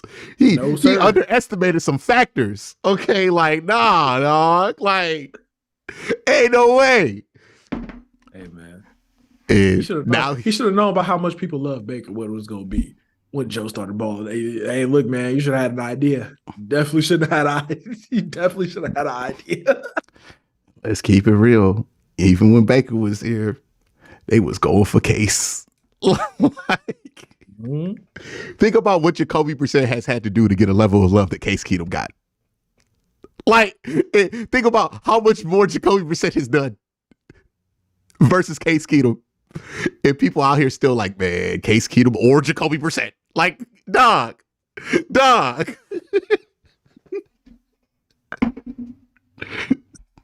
It's nuts. Like, honestly, you could compare Joe Flacco to Jacoby Brissett. Literally. Probably looks pretty similar. But, hey, man, they rocking with Joe more. It just is what it is. You know, it's because Joe was Super Bowl MVP. You know what I'm saying? So, you know, he's a Super Bowl MVP. And, you know, he's about the age of the average media person. Right? Like, these things do matter. They find him to be a little bit more relatable than Deshaun Watson or Jacoby Brissett.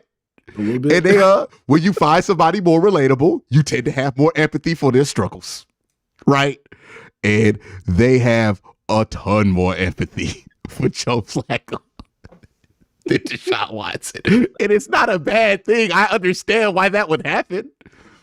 But if you're Deshaun, I feel like Deshaun don't understand that that's happening. And I feel like that's the most hilarious thing about this situation is that he is realizing in real time, oh, it's different for me. Yeah, Deshaun, we try to tell you. We try to tell you. It's like, try to tell you what you got here. People not going to like you. Yeah, it's like you can't be all nonchalant about your quarterback coach saying all kind of crazy shit on Twitter. Like, why you can't be doing this? You can't be kicking it like this, dog.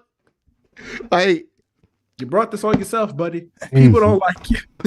Yeah. People don't like you. To the point that they get mad at me when I just talk about the football. Because I'm not being mean enough on them. I'm like, damn. They want us. I ain't gonna lie, bro. They want us to shit on you. And to be honest with you, it's not even that we don't have it. It's not even that we have an issue doing that. It's just that we just trying to talk about football. So we typically don't do it. We got all the other jokes for you. You know what I mean? But like, we try to cover this football thing objectively. But all that goes back to Trevor Lawrence being ass. Because you know what? I still rather have Deshaun. That's crazy. I still rather have Deshaun. Hey, has Trevor Lawrence done anything as impressive of what Deshaun did in the fourth quarter of that Baltimore game? I mean, last year the playoffs was pretty impressive. No, it wasn't. We talk about people digging themselves out of holes they created. You dug yourself out the hole. Nah, you don't get bonus points for that. Nah. I'm not giving him bonus points. I'm not giving him bonus points, but he did dig himself out the hole. Did he dig himself out the hole, or did the Chargers just charger? It's a combination of both. No.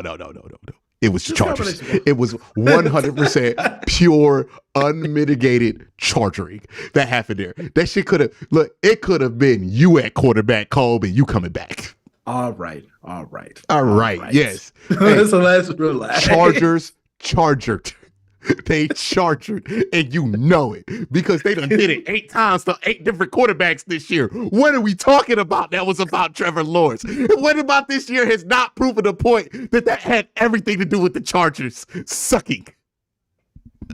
Like, we got nothing but evidence, dog. And even you, who knows that Trevor Lawrence stinks, is still willing to give this man credit over something he ain't had nothing to do with.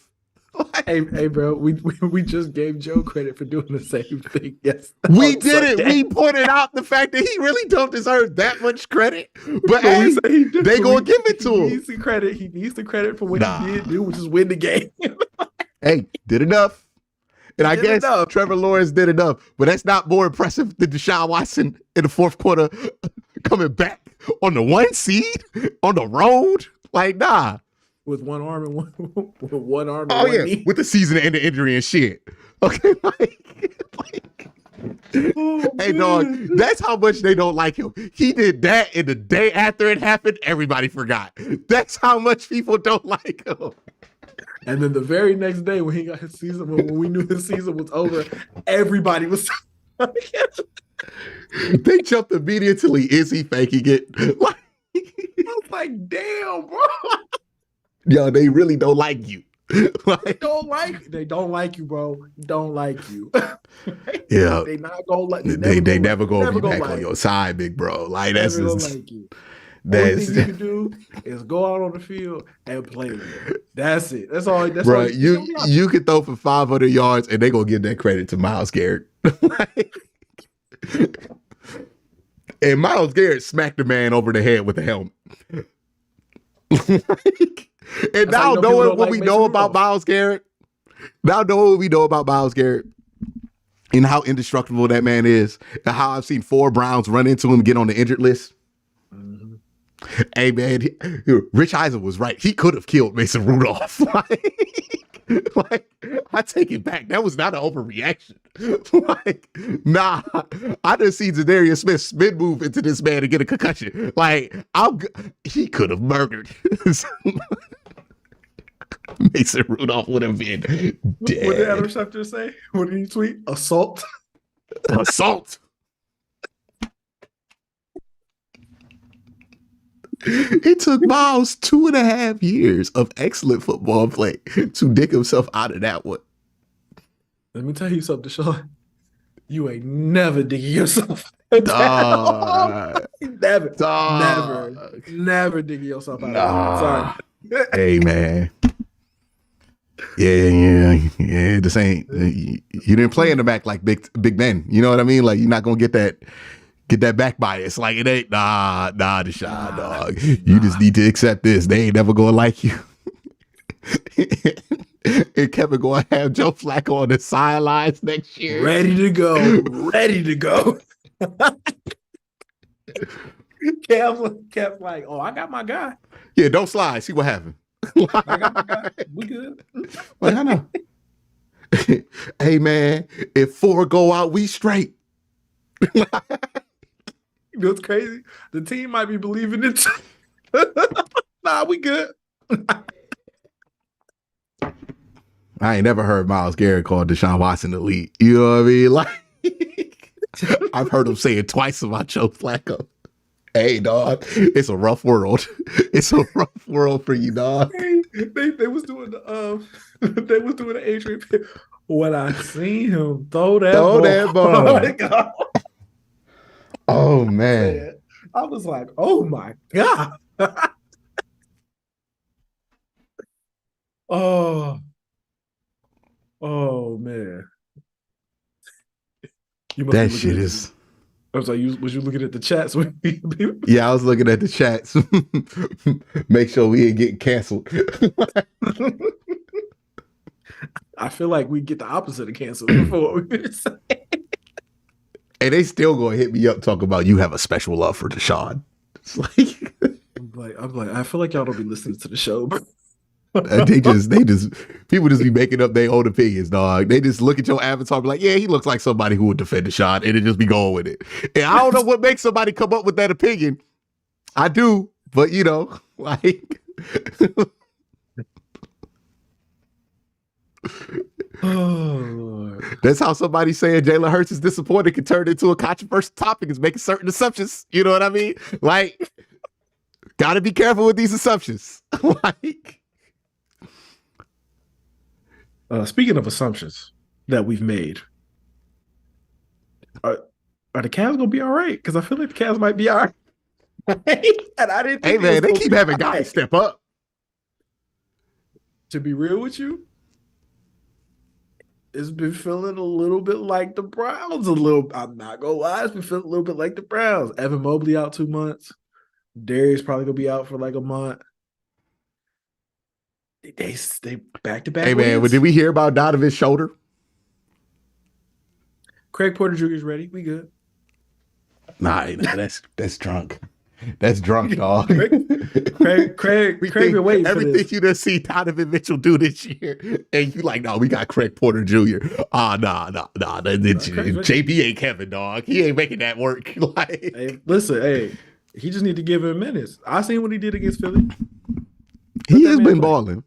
Let that man. He actually gets minutes. He plays well. Kind of crazy. No, he came in for like 4 minutes, had like 3 assists and 2 points, and I was like, damn, man, why he don't play more? And then he didn't play for the rest of the game. But it didn't matter because what's his name? Number 5, Sam Merrill. Sam Merrill came in there balling. Can we mention another topic with this? Somebody said Sam Merrill is everything we wanted dealing with Liberty. It's a nuts comp. That's a nut count. I was like, that's not wrong. So I thought about this, right? And I'm going to be very careful with how I try to word this because I understand that people can be sensitive about the subject. So they put out that list. Well, Rashad Mendenhall had that tweet. It was all time. Why would you tweet this tweet? Right? About the all-black team versus the all-white team. And I saw some of the replies. I saw some of the people replying. I thought it was all hilarious. I thought JJ Watt and the dude that's in the podcast with Taylor Lewan, I forget his name. What's his name? Will Compton. Will Compton. Yes. Very funny stuff. But I remember like when I watched JJ Watt or Pat McAfee or like any of these retired athletes like Jake Long or anybody like that, it's usually a self-deprecating brand of humor about their brethren in the athletic space that I just don't quite get. Like, I'm like, why do y'all think y'all not athletic at all? Like, I don't understand this. Y'all the only ones who think this. Like, think about this. I don't think people understand this. When black people see a white man at a basketball court, we aren't assuming negative things at all about that man. Like, we are thinking, hey, he might be really good. I don't know why they have these assumptions about, like, they were like, the first thing JJ Watt said when he saw that was like, hey man, we got nobody at corner. I'm like, Harrison Butker don't exist? Like, damn. Like, not Harrison Butker. Harrison, see, I'm not adding to my point here. What's his name? Harrison Smith, who plays Harrison Smith? Yes. He don't exist. Eric Weddle never played. I'm like, damn, y'all might be straight. That's two safeties. He said, hey, we cooked that corner. Iowa has never gotten blown out by Ohio State. You know what I mean? Like, something to that. Something to that. Will said they might have to call up the dude, the white corner who play Iowa who going in the draft. We might have to call him up to the big leagues. He said, I'm not gonna lie, it's not looking good. Hey, I'm telling you, it's a lot of white receivers out here who could play. I don't understand why people don't think that they could play quarter. Like, they probably could. Cooper Kupp would be a good quarter. It's just y'all don't let them play. Like, it just be the coaches. It be the white coaches that don't be letting the white dudes play corners. Like, it just, that is one of the most fascinating things in my mind. I'm like, Eric Weddle, I pointed this out to you. Eric Weddle at Utah shut down Calvin Johnson in the bowl game at Georgia Tech. And they still move my man to safety in the NFL. They still moved to the safety. And I'm like, he probably could have played quarter. Dustin Fox, 6-year NFL career, immediately moved him from corner to safety. Like, it's like once you graduate and get to the NFL, they just don't believe in you anymore like that. I'm like, dog. I'm telling you right now, if Bill Belichick was in his prime, you remember how he used to like bring the wide receivers out of nowhere, right? Made them fashionable because he was getting what do you call it? When nobody thinks that this market could perform, you get an underservice in the market, some shit like that. He was out here getting cheap wide receivers, for good money because nobody was believing in them. And he knew who wasn't believing in them. People who look like Bill Belichick weren't believing in them, right? Like, that's who wasn't believing in them. And Bill was like, nah, I could do something with Wes Welker. I could do something with Danny Amendola. Somebody gonna look around and be like, let's put Steve at corner. And it's gonna work, Cole. It's gonna work. It's gonna work. I'm telling you right now. I'm telling you. It's a lot of dudes buried on some college depth charts. It ain't got nothing to do with their ability right now. Let me tell you something. You know why I think they're making all those self-depreciating jokes? Because they've been in the league for a long time, and I think they just know. There was the craziest thing I've ever heard was when Taylor Lewan was talking about other white edge rushers. Mm-hmm. And he was like, I'm not about to let another white man beat me. And I'm like, y'all good at that position. Like, that just lets you know. That's nuts. That lets you know how they feel. Like, that's nuts. He said, hey, TJ Watt can't beat me. But if Miles beat me, it is what it is. That's nuts. That is so nuts. But that's why I think they cooked in this hypothetical game. Oh my God. Like they gonna get cooked. I feel like they, because you don't even believe in yourself for real. You don't even believe in yourself. You gonna get cooked, dog.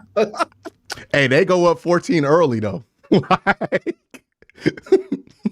I'm just saying this, Cole, because since I have had to watch FCS football, I have seen different spreads of dudes playing different positions. And let me tell you something, man. North Dakota State's roster, I've seen some things, Cole. I have seen some things with these Dakota schools, dog. They can play quarter. I'm telling you right now.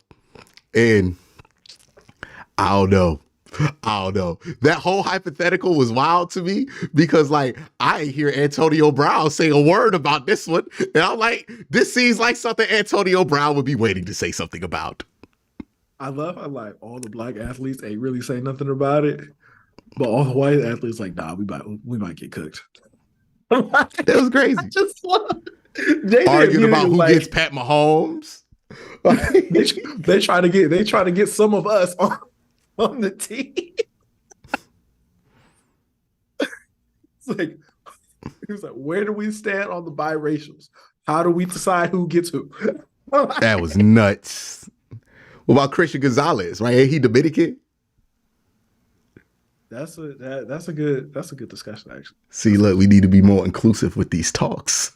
Hey, he did bring up a point.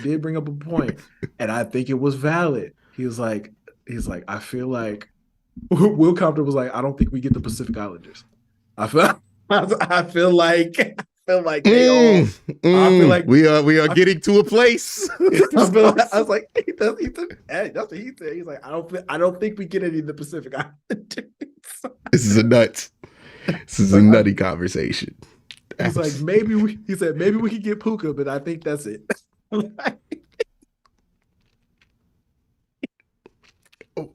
I just want to know what made Rashad Mendenhall tweet this. Dang. Like, what made him wake up that morning and decide to say this shit to America? Like, why? Why would you say this, Rashad? What made you come up here and be like, you know what I'm gonna do? And then like the thing that Rashad did that was hilarious was he tweeted that shit, then cop please immediately. Like, it was just like, what did you do this for? Why did you do this? You got people making hypothetical racial teams to see who. And look, I know the conversation in these locker rooms there's going to be a team that's going to get decimated by this conversation. Say the wrong thing, got the wrong guy in the wrong locker room. This is the wrong thing about this topic. Oh, yeah. Some team's about to have a mysterious implosion. I'm just going to let you know. The 49ers. 100% the 49ers. Stop. 100% the 49ers. They put up that clip of Nick Bosa, and they was like, he was talking about how ass he think Jalen Hurts was, and then he was like, yeah, Justin Herbert's one of the best in the NFL. I know Kyle Shanahan was like, listen to me, Nick, you will not say a word about how you feel about, you can't say shit. Don't say shit. He's probably like outside because of Christian McCaffrey, if we just all our best players are black. No, here's the thing. If we just keep it to players, that conversation's safe. It's when people start adding superlatives. Is when this can start to get a little messy. Like Will Compton's whole thing got a little messy when he started talking about coaches, right? Like then it got to a point where everybody was like, all right, let's move off of this. It's fun to talk about Cooper Kupp having to hold the team down, or like offensive line, we got Laramie Tunsil. Like, it's fun to get to there. But then when you start talking about those other things that you think, those other attributes that you think a team might inherently have because of this situation, that's where we get to a point where you can destroy the locker room. And that's where I was like, all right, we need to have our fun with this conversation and get out. Because he did say, it's like, I think we got an advantage, the coaching staff. And I was like, I don't think y'all do at all, actually. Why you think that? Like, why you think that? Nah. In my head, I was like, Mike Tomlin, Miko Ryans, Mike McDaniel. See, look, you keep it into names, but somebody in that locker room is going to hear that and go, now, why you think that? Right? Because this is where I'm like, hey, dog, if I'm a position coach, I'm monitoring the tone of these conversations very, very much because all it takes is one superlative. One out-of-line superlative for this to get real uncomfortable, real quick, and a dynamic on the team is dead. Okay? Like, just one black player just saying, expound on that for me. Like, what you mean by that? What you mean by that? Expound on that. It's over. So you don't, or we've all seen this. We've all seen this in our Twitter threads. Somebody says something, and then you get so you don't think No. It's over with. That your team is losing out. This all coaches beware. This conversation is a team killer. All right. No. I don't know why. Who Rashad Mendenhall is trying to set up? Like, that's what I'm saying. That's a setup question. I saw that and I was like, there's only but so many places we could take this. And you know what? I think a lot of players saw that and was like, nope. I'm gonna let them have the fun on it. I'm good because we start talking about other stuff. Other opinions are gonna come out, and it's nah, we good on this. We are good on this. I was waiting for Tariq Hill to tweet something. Nope. Keep that team together. I was waiting for him to be like, hey, it don't matter who y'all put out there. I'm cooking y'all. Nah. Like, if you keep it to that, it's a fine line. But you start putting it on other stuff. Ooh. It's iceberg. All right, that's an iceberg, and it's going to sink the Titanic. That's why I'm like, I hope nobody brought this up. Like, I'm glad practice on Wednesday. Let this conversation die before the Browns try to have it. Nah, dog. Like, nah, that's what we're trying to do. Yeah, we need to stay together, dog. Now let's talk about the MVP, man. Oh, because I feel like we're talking about Brock Purdy. I feel like this MVP race is like trying to get your homeboy into the club. You know what I mean? Like, it's all open. And it's like, hey, man, I might be able to sneak a Brock Purdy MVP here. I might be able to sneak a Tua MVP here. I might be able to sneak a Lamar Jackson second MVP here. I might be able to sneak a Dak Prescott MVP in here. But I'm going to tell you right now who I think the MVP is. It's Christian McCaffrey. I agree with you, but we both know he's not going to get it. Why not? This is a quarterback award. This is the thing. This is the thing, man. I know you're about to make a point. But just give me a second. If there's ever a year to not give the MVP to a quarterback, I think this is the year. This is the year. If there was a chance for somebody, if there was a year to give it to Tariq Hill or Christian McCaffrey or somebody else, this is the year to do it, and this is the year it will happen. But I think ultimately they're either going to end up giving it to Brock Purdy or they'll end up giving it to Lamar. I don't think they're going to give it to Dak. I think that's done. I think that's done. Dog, one bad game. The narrative about the Cowboys is that they can't beat good teams. They can't beat good teams. You know what I'm saying? And but they beating good teams. They beat the Eagles. They destroyed the Eagles. Well, we literally earlier just said the Eagles not that good. I feel like I know, but like they're better than your average team. Like they've beaten some good teams though this year. I just don't see why one bad game versus the Bills should get them out of there. And they got stopped by the 49ers too. But so they're gonna say like, no, we're not giving it to Dak. They'll give it to Brock before they give it to him. That's 100% nuts. We'll give it to Brock before they give it to Dak. Because Dak is definitely better than Brock. I don't disagree. That's nuts. I don't think Brock Purdy should get the MVP purely because the 49ers lost 3 games in a row when they had to depend on Brock Purdy. How the fuck is that the MVP? Like, honestly, how do you not? How does that not end up being disqualified? Like, people were trying to bring it back. I'm like, we literally saw when it was left up to Brock Purdy, they could not win a game. And we're going to call that guy the most valuable player in football? Say what you want. If CeeDee Lamb missed a game, I think Dak is enough to win a game. Like, how are we making that excuse for him? And then I think Christian McCaffrey, 1,800 yards, 20 touchdowns. How is that not an MVP worthy season? It is, but you know what they're going to do? They're probably going to give him Offensive Player of the Year. That's bullshit. Dak should be Offensive Player of the Year, and Christian McCaffrey should be MVP because who is more valuable to their team than Christian McCaffrey? Nobody. 2 positions, 20 touchdowns, will probably have over 2,000 all-purpose yards. I wouldn't even say probably. He's going to crack 2,000. 100% crack 2,000. Yeah. But it just feels like everybody trying to get their homeboy into the club. right? Everybody trying to get the person they know ain't on the list on the list. Hey, Dak, sneak you on. Hey, Tua, let's try to make it happen. Hey, Brock, come on, man, let Brock in. You see Brock numbers? We know what them numbers is. And not saying Brock Purdy's a fraud. He might win the Super Bowl this year. I think it's likely. But he ain't the MVP. We've seen it. We've seen it. When were their 3 worst games? With Brock Purdy didn't have Deebo Samuel or a healthy Christian McCaffrey. He was not enough to win. Against teams that ain't even that good. Like Cleveland's one thing. But Cincinnati? Like in Minnesota?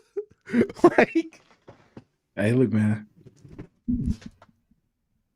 Listen, the one player I think we're kind of just ignoring in this discussion, though, Lamar.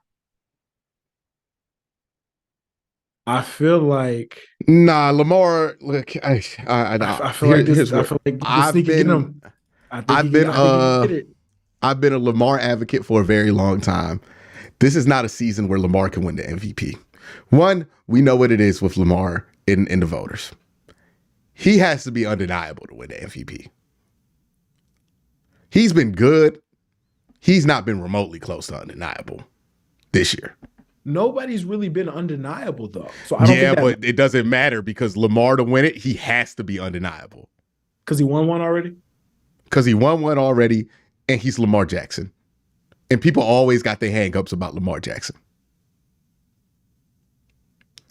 So, right now he's at 17 plus 5, 22 total touchdowns, 7 interceptions. That's not undeniable. Like, that's pretty deniable. They'll deny it. Like, that's just not going to happen for Lamar. Absolutely not. And look, I wouldn't be surprised if he got the MVP because I think you can make somewhat of an argument, but like, I don't think he's in it. I think he's far out of it. Like, he's kind of in the race just because the team's really good and his reputation's high.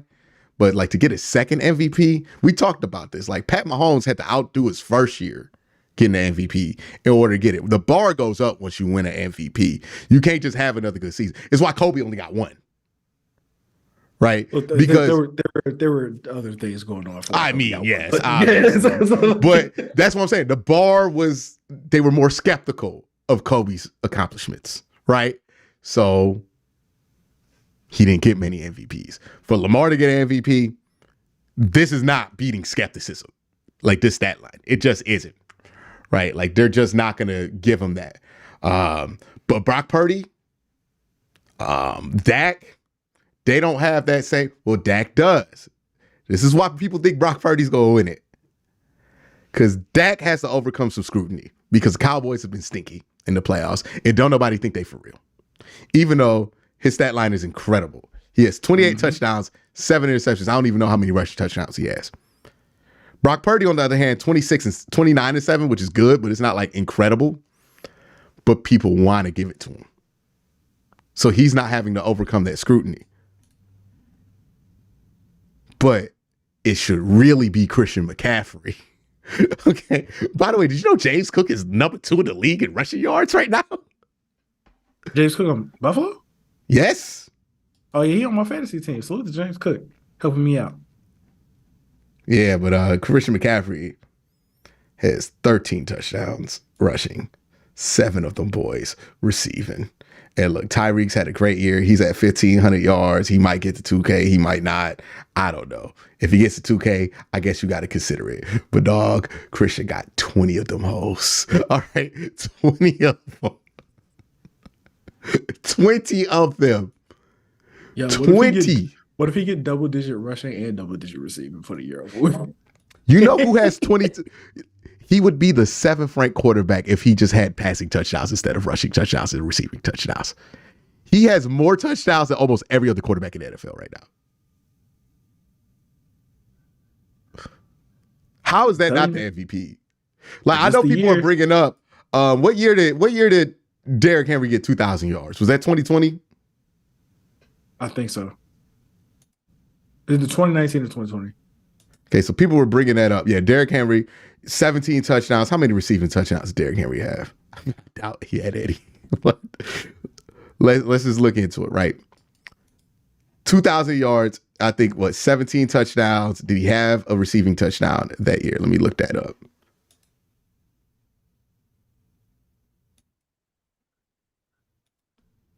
(2020), he had 0 receiving touchdowns. So only 17 touchdowns. Christian already got 20. And he about to have way more all-purpose yards. And he's playing 2 different positions. And the 49ers have been a drastically different team before they traded for him and after they traded for him. How is that not the MVP? How is there anybody who's making a better argument than that? Like, every argument you make for Brock Purdy, you can make for Tua, and don't nobody want to give that shit to Tua. Nobody's giving that to Tua. Nobody wants to give it to Tua. Why are we trying to give it to Brock? Like, we can say Brock Purdy's playing good. He's not the MVP. This is, even Tyreek can't justify getting that MVP over Christian McCaffrey. And I was on the Tyreek train. Tyreek can't justify that. You cannot justify that. Yeah, man. I hear you. But I know what's going to happen. I know what's going to happen. Christian McCaffrey, Offensive Player of the Year. Brock Purdy, MVP.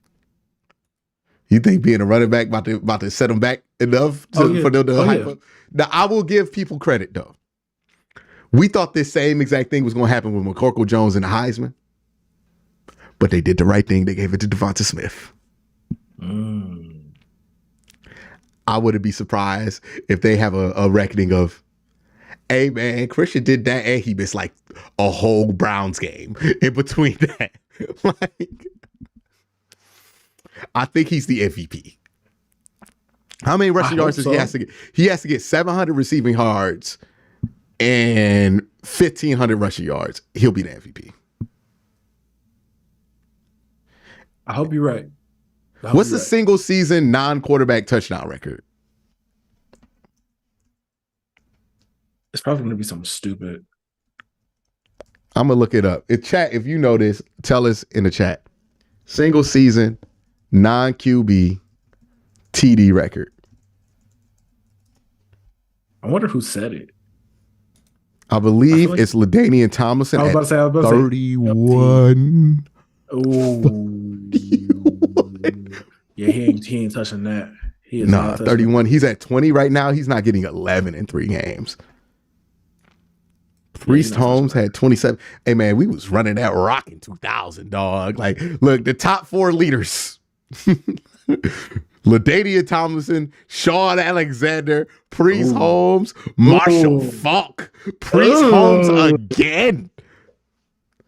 Hey, man, Priest Holmes, is he a Hall of Famer? Like, hey, man, it was a different game back in the day. Hey, dog, Randy Moss had 23 of them holes in 2007. Yeah. Hey, 23. C-Mac getting Offensive Player of the Year. He getting Offensive Player of the Year. 23. 23. Once you put it in this historical context, it's like, oh yeah. Why does it have to be in a historical context? We not putting none of Brock Purdy shit under a historical lens. That shit ain't even standing out right now. Why does Christian McCaffrey have to withstand a historical test in order to win the fucking MVP? Meanwhile, Brock Purdy don't even gotta have the most touchdowns in the league. You're the one who looked up the stats. I wonder what the most touchdowns by a non-QB in NFL is. You're the one who pulled it up. I ain't pulling it up. Dog, okay. Brock Purdy has 29 touchdowns. Christian McCaffrey has 20. Now, if they're tied, okay, if he's 5 behind, they're not gonna be tied. Nah, man. There's just no argument that makes sense for Brock Purdy being the MVP. There's no over Christian McCaffrey when he's clearly not the best player on that team. It is a quarterback award, and we know this. They're No, they're going to vote no, for Brock Purdy. it's not a quarterback award. It's a award for the most valuable player. I Should know what it's go supposed to be. to the most valuable player. And there's no argument. Like, I was shocked that people are so sucked into this, they don't even say what they believe anymore. They just say what they think these idiots are gonna vote. Like, it's just, oh yeah, you know what they gonna vote. No, fight back. We don't gotta take this. We don't gotta take this. We really don't gotta take this, dog. We really don't gotta just sit here and let it happen. Well, you know what they gonna do? Say something. What you mean? They about to give this to Brock. That's what they about to do. Absolutely not. They shouldn't. It should go to C-Mac, but I already know they gonna give the award to Brock. I can already tell they about to give it to him. They're gonna give it now, to what if Brock Purdy play bad on Monday Night Football next week versus the Ravens? They probably gonna try to give it to Lamar. No, they're not about to give this to Lamar. Who they about to give this to? They're gonna give this to Christian McCaffrey. I'm marking it here. Christian McCaffrey winning the MVP. Marked right here. We don't have to fall in line with what we think these idiots are about to vote just because we are well aware of the fact that the people who vote for this award are stupid. Like, maybe they could be right every once in a while. They gonna get this Christian McCaffrey. They gonna get, look, it's not like we asking them to vote Nick Chubb for MVP. We know that shit ain't never happening, but they like C-Mac. They like C-Mac. They gonna put C-Mac up there, man. They gonna put C-Mac up there. Why couldn't Nick Chubb? If Nick Chubb was healthy, why couldn't? Because he's not as personable. He don't talk to the media. He don't smile for the camera. Nick Chubb, like, yeah, I guess it would be cool. That don't make him feel good, but Christian McCaffrey, that make him feel good. I feel like Nick Chubb is pretty beloved. I feel like he's pretty beloved. Yeah, in Cleveland.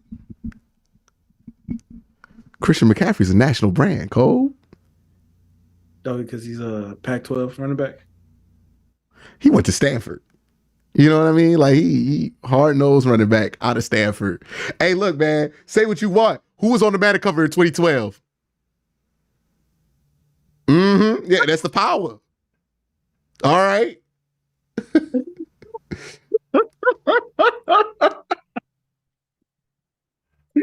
Tell me right now. Look, the power of quarterback is not more powerful than that. All right? Like, Christian McCaffrey get that MVP, dog. He deserves it.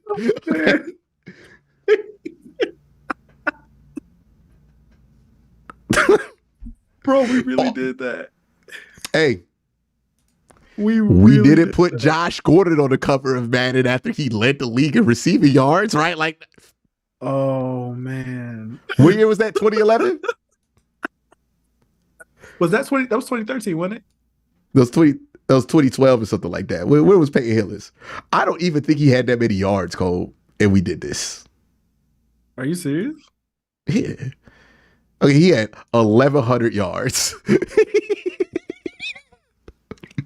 He had a bad Nick Chubb season, and we put him on the cover of Madden. Christian McCaffrey's winning the MVP. Like, oh, man. It's nuts. Nah. I forgot we did. Like, I mean, Browns fans, let's be honest, Browns fans were a significant part of the reason that happened. Yeah, I remember my dad being like, man, see, they act like Josh Cribbs ain't been here.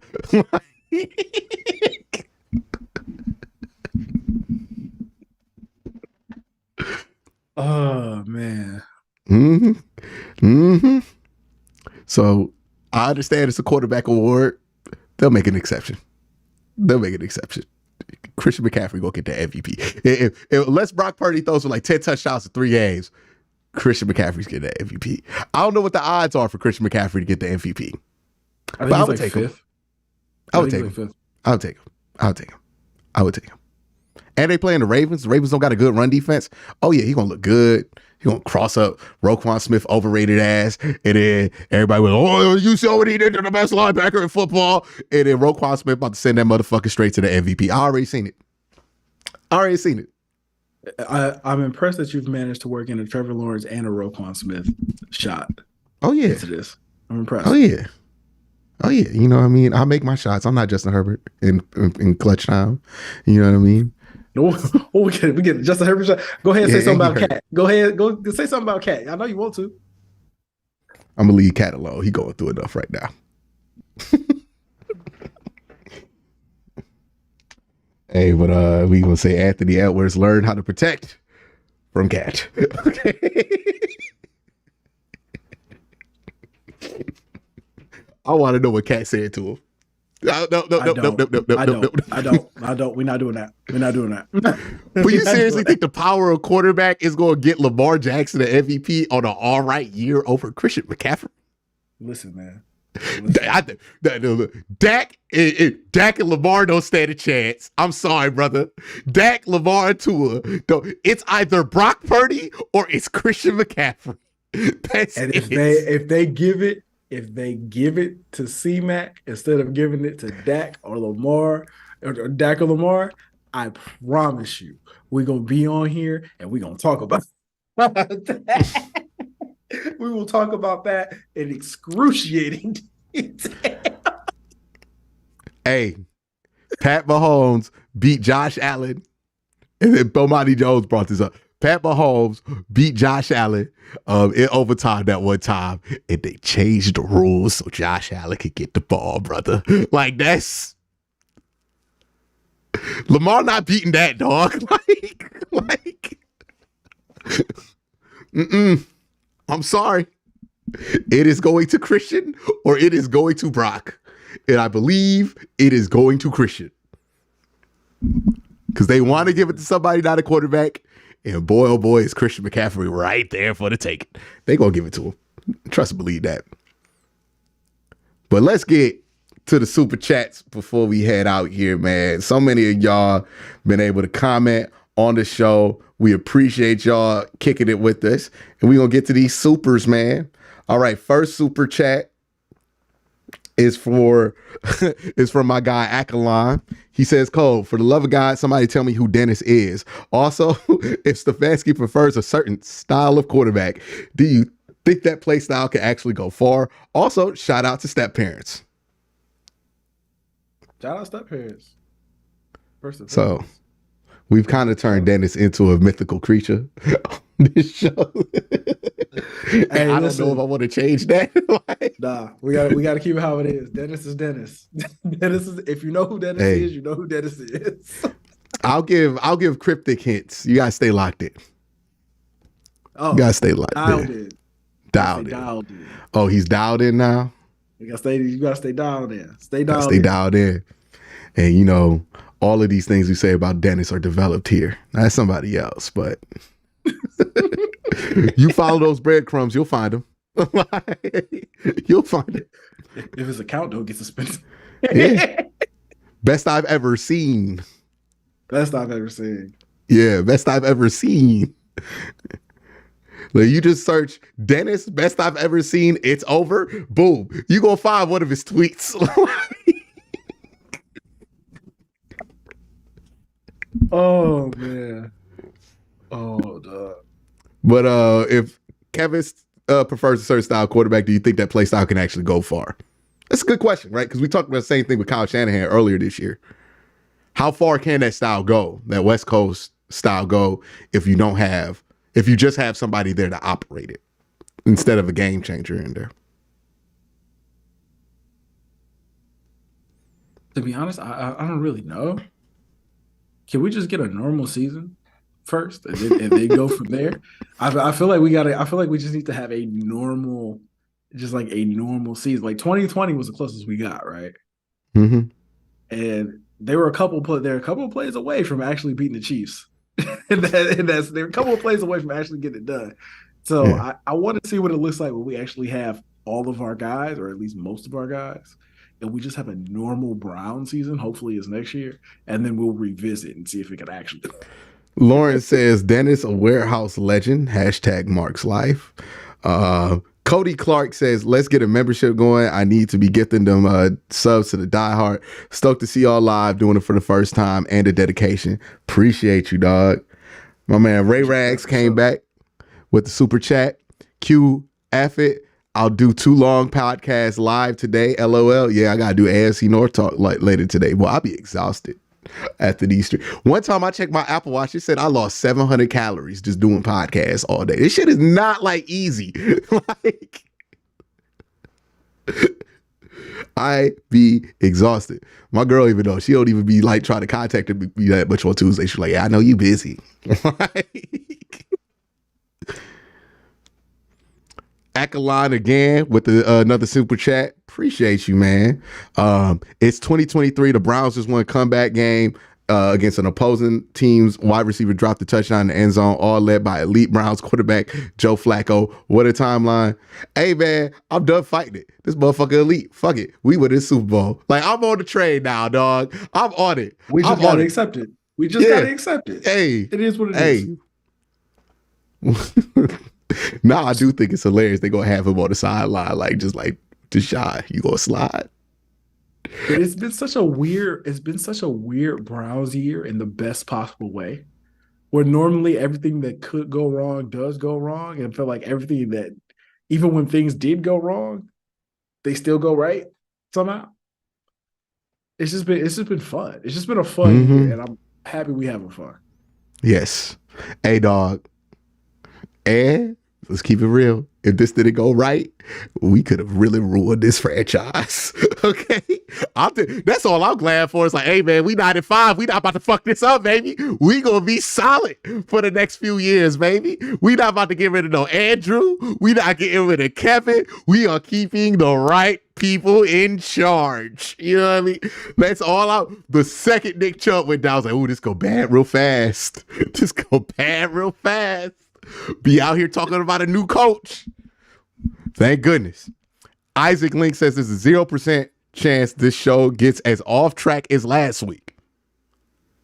We didn't get that far off track. But we haven't finished super chats yet, so we'll see. Deshaun is definitely going to have to actually get in shape. Damn. You say it, bro, and try this all season after Flacco. Hey, the last time we saw Deshaun, he got a game-winning comeback on the 1 seed on the road with a broke shoulder and a high ankle sprain. Joe Flacco done stepped in here for 2 weeks, and we call him the brother fat and lazy. That's nuts. That's nuts. Okay. That's nuts, man. Oh, man. I love Browns fans, dog. I love us so much. Hey, bro. Hey. Hey.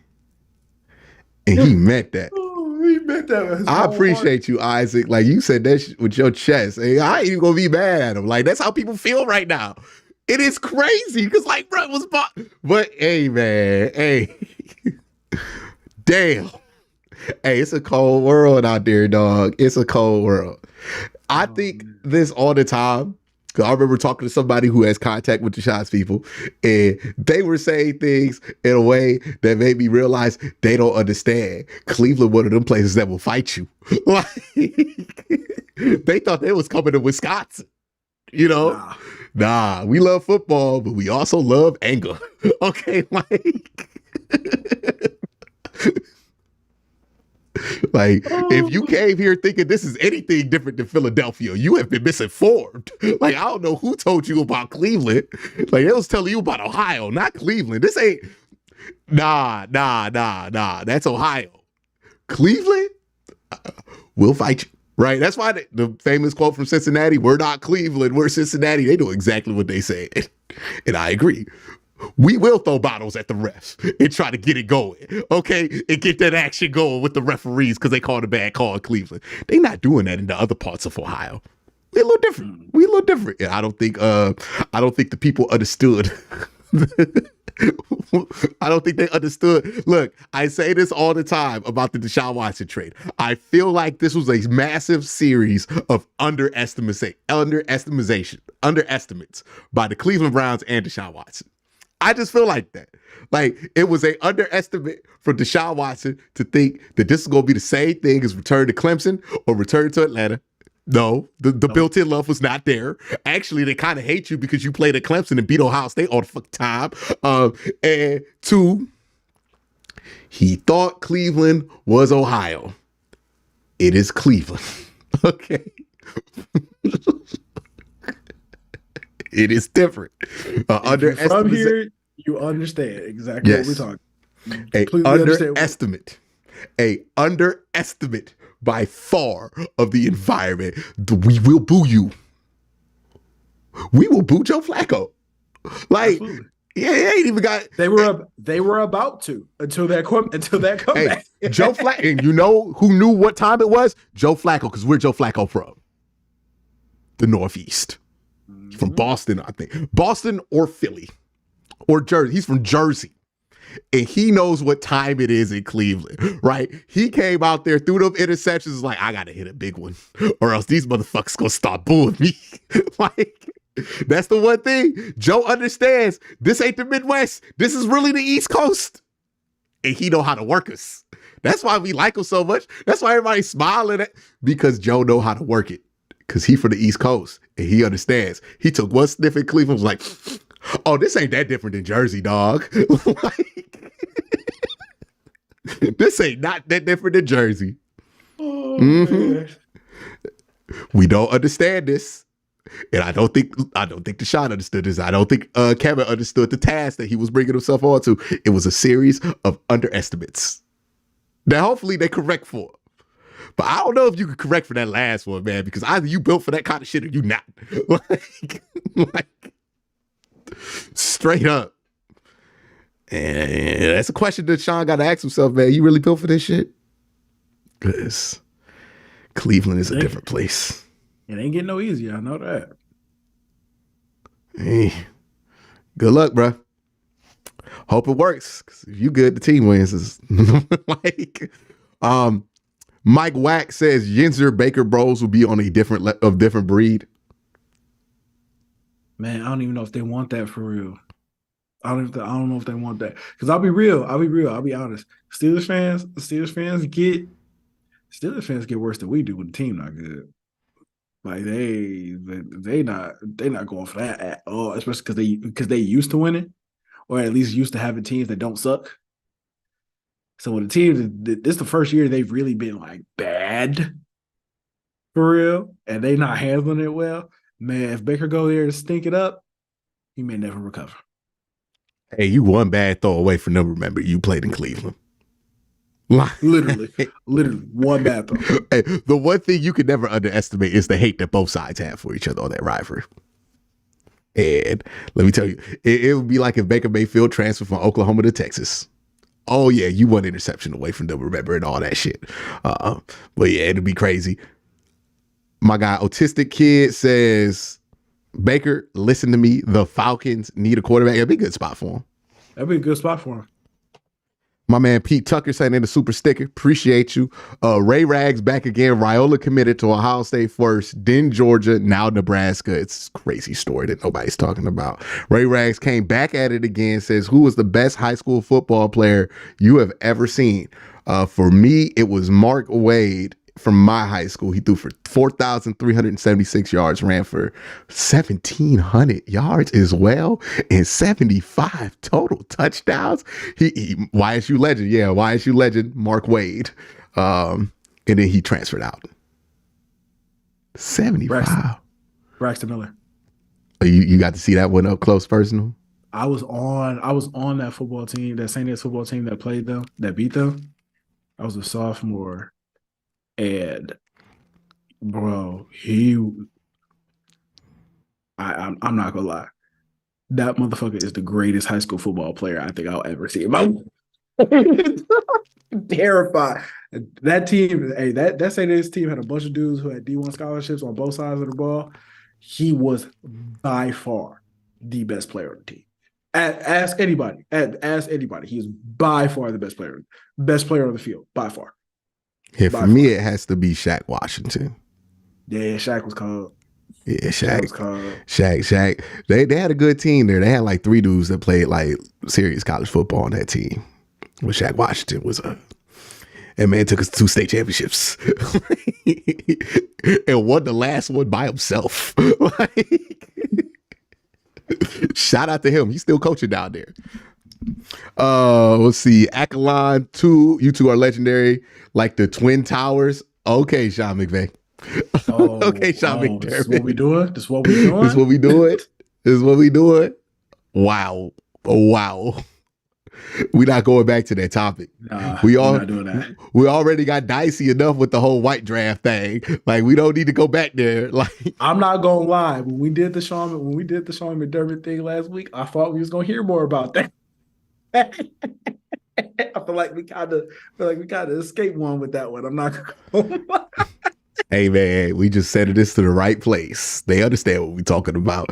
Ray Rag says Adam Rank was in his feelings after watching the Bears win the game. Oh, is he a Bears fan? I don't give a shit, but yeah, I think he is. Dang. Fuck him. Appreciate what you did there, dog. And guess what? Adam Rank ain't the only one who predicted 6 wins. 6 wins. What they gonna predict next year? 4? You know what's crazy? Let's talk about that for 1 second. I think that's honestly another argument for Kevin to get coach of the year, because all these people said that we was going to suck this year. Mm-hmm. Everybody said we was going to win 6 games, 5-12, 6-11, whatever. Even though the team won 7 games the year before, with Deshaun being suspended for 11 games. They said we in a historically bad defense, Cole. If people actually paid attention to what they did in the offseason, there's no way you thought they were going to be worse. Oh, it didn't even take you having to, if you just paid attention to the Browns, period, there's no way you would have thought 6 wins was like acceptable number. It's crazy. It's crazy. There's no, I was like, we got Dalvin Tomlinson now. We got Shelby Harris now. We got all these different players. You think we're going to be worse? Think we're going to be worse? My man W. Mike wants to ask, what team is Anthony Schwartz playing on? Isn't he on the Dolphins? No. He's not asking about that team. He's talking about the Will Compton team. Like what team? Oh, he's us. I believe he's biracial. He's us. Yeah, he's us. He's us. Let's keep it real. Most of them. We got Mike McDaniels on that coaching staff. Like, you know what I mean? Like, it's... Hey, people make their jokes about Pat Mahomes. Pat Mahomes throw 3 interceptions. We talking about him a lot like we talking about Cam. Like...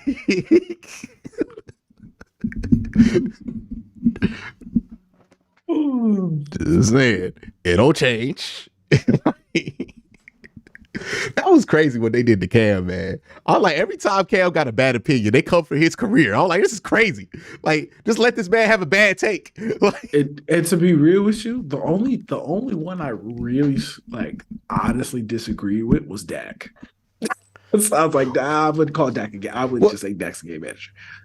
Well, I think it's a difference. Like, he's talking about, and I stole this from Bomani Jones, so go watch his podcast too.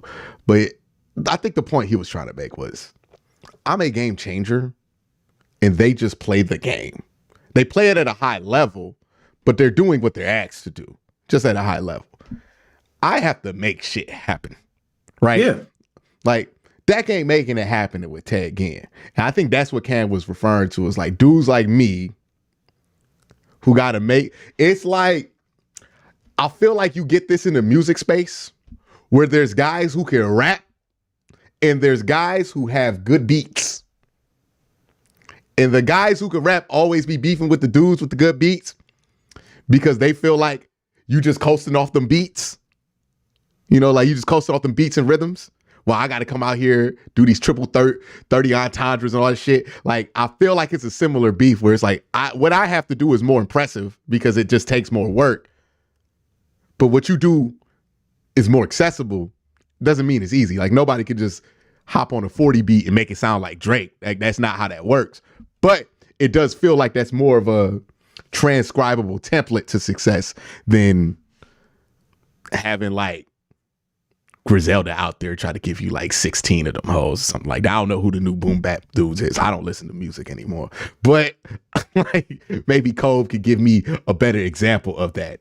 But that is where I'm at with it. My man Mike Wack, if this game had happened, he's talking about the racial draft, we would have to bring out. Oh, here's the thing with Roger Goodell. He got a nephew at Jackson State.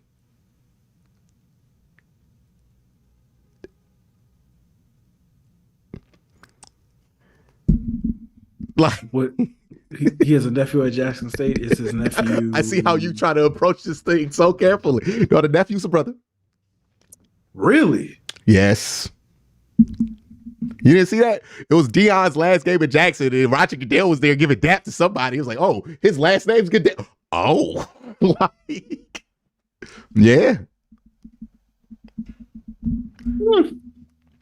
Just saying, man. If Roger's making a decision, we getting Pat Mahomes. They may not go the way that you would anticipate. That's all I'm saying. And we might get them. We might get them calls, dog. Like, you might get them calls, man. You never know. You never know. You don't know what's on the big ride. You know what I'm saying? All right. And then Mike Wack with the last super chat today. It's crazy that Deshaun thought that the city of Cleveland was like Wisconsin. Like Cleveland was not known as a bomb city at one point. No, here's what's crazy about it. Because we saw this happen with Spider too, where Spider came here and was like, "Ooh, wow, I'm so surprised by all this cultural diversity that I see in the city." And I was like, why did that shock you? Yeah, it's like, what are you talking about? You not got a census? Like, to me, it doesn't make any sense, but I guess the view of Cleveland from the outside looking in is not what it actually is, which is a very diverse city. But yeah, man, it ain't even about the diversity at this point. It's more about we all angry. Like, that's the one thing that's not diverse. We an angry bunch. Like, we will boo you at a baseball game. We will boo you at a basketball game. We will boo you at a Browns game, especially at a Browns game. Think about this. All three of our sports teams have historic moments where it's just us in an arena booing some motherfucker. Like, that's really like a pivotal. We've had it happen in every sport. We have had it happen in every sport. Like that. What is crazy, dog? What is wrong with it? I don't know why people keep like, "Oh, it's such a happy city and it's a angry city and we got a chip on our shoulder and we don't like nobody who not from it. And if you ain't from it or you don't mess with it, we about to boo you the second you give us a reason not to." Man, Myles Garrett had to buy the Cavs to get love in Cleveland, dog. Oh, man, people like Myles. Oh, Myles really want to be here. I'm like, no, he's been here the whole time. Myles really likes this place. LeBron James is from here, and he wore a Yankee hat one time. We ain't let it go. We ain't let it. People more mad about that Yankee hat, Cole, than anything else he's done. Like, they not even mad at the decision no more. They like, man, but he wore that Yankee hat. My dad still don't like that. Okay, like.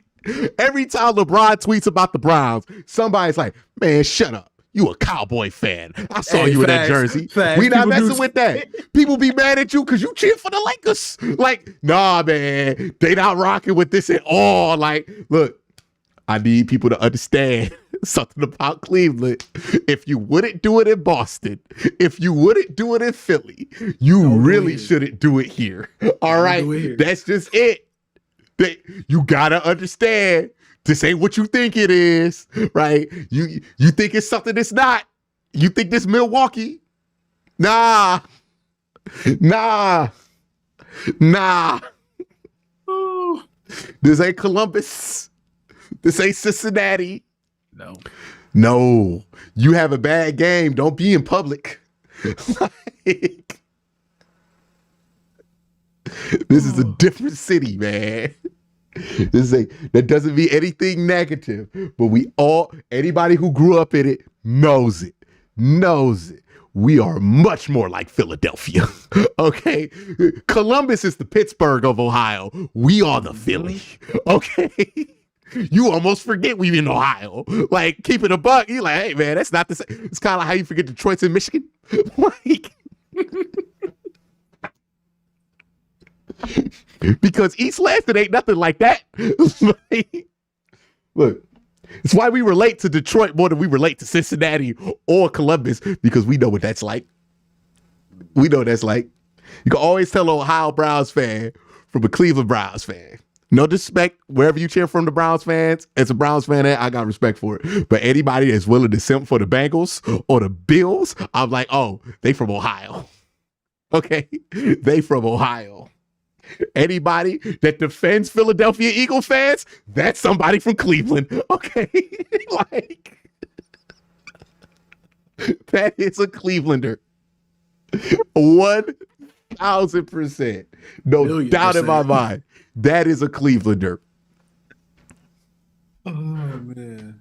I appreciate everybody who dropped their super chatted, got a question in. I hope that we got to everybody. I think we did because I'm going through the list. Appreciate y'all for sticking with us. Another episode of QnCOLB in the books, man. We were all here thinking, hey, man, if we get 40, that's a massive success. We had like 150 at some point during this show, and the number's only gonna grow as we continue to put this out here, man. I love that y'all appreciate what we do out here. We always appreciate what you do out here. Keep working hard. Steel Toe Gang, EMS gang. We got my people who work in personal care. So all of my nail techs, all of my manicure artists, all of my hair cutters, all of my barbers, shampooers, all demographics, we with you. All of my salesmen. Ooh, we shout out the salesmen? Yeah. All of my salesmen. However it is that you're selling. Whatever it is that you're selling. That allows you to listen to a podcast live at 1 o'clock till 3. Like, whatever gives you those hours. We appreciate you. And if you want to super chat through Cash App, we'll have that open. You know what I mean? Hey, chill out. Chill out.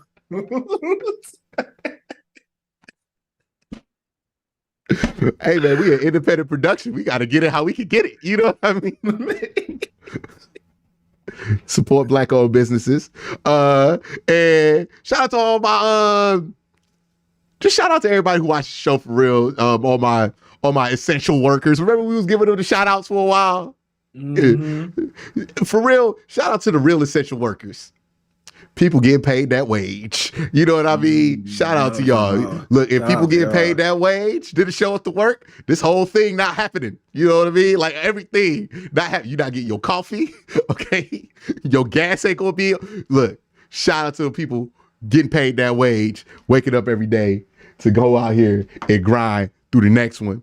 Appreciate y'all. Appreciate all my steel toe workers, my Marks employees, my delivery truck drivers. Ooh, I feel like we got a drivers. the Uber drivers. Instacart drivers. Oh, yeah. DoorDash drivers. Yes. We are satellite radio for you. We appreciate y'all. You know what I mean? Shout out to all my gig workers.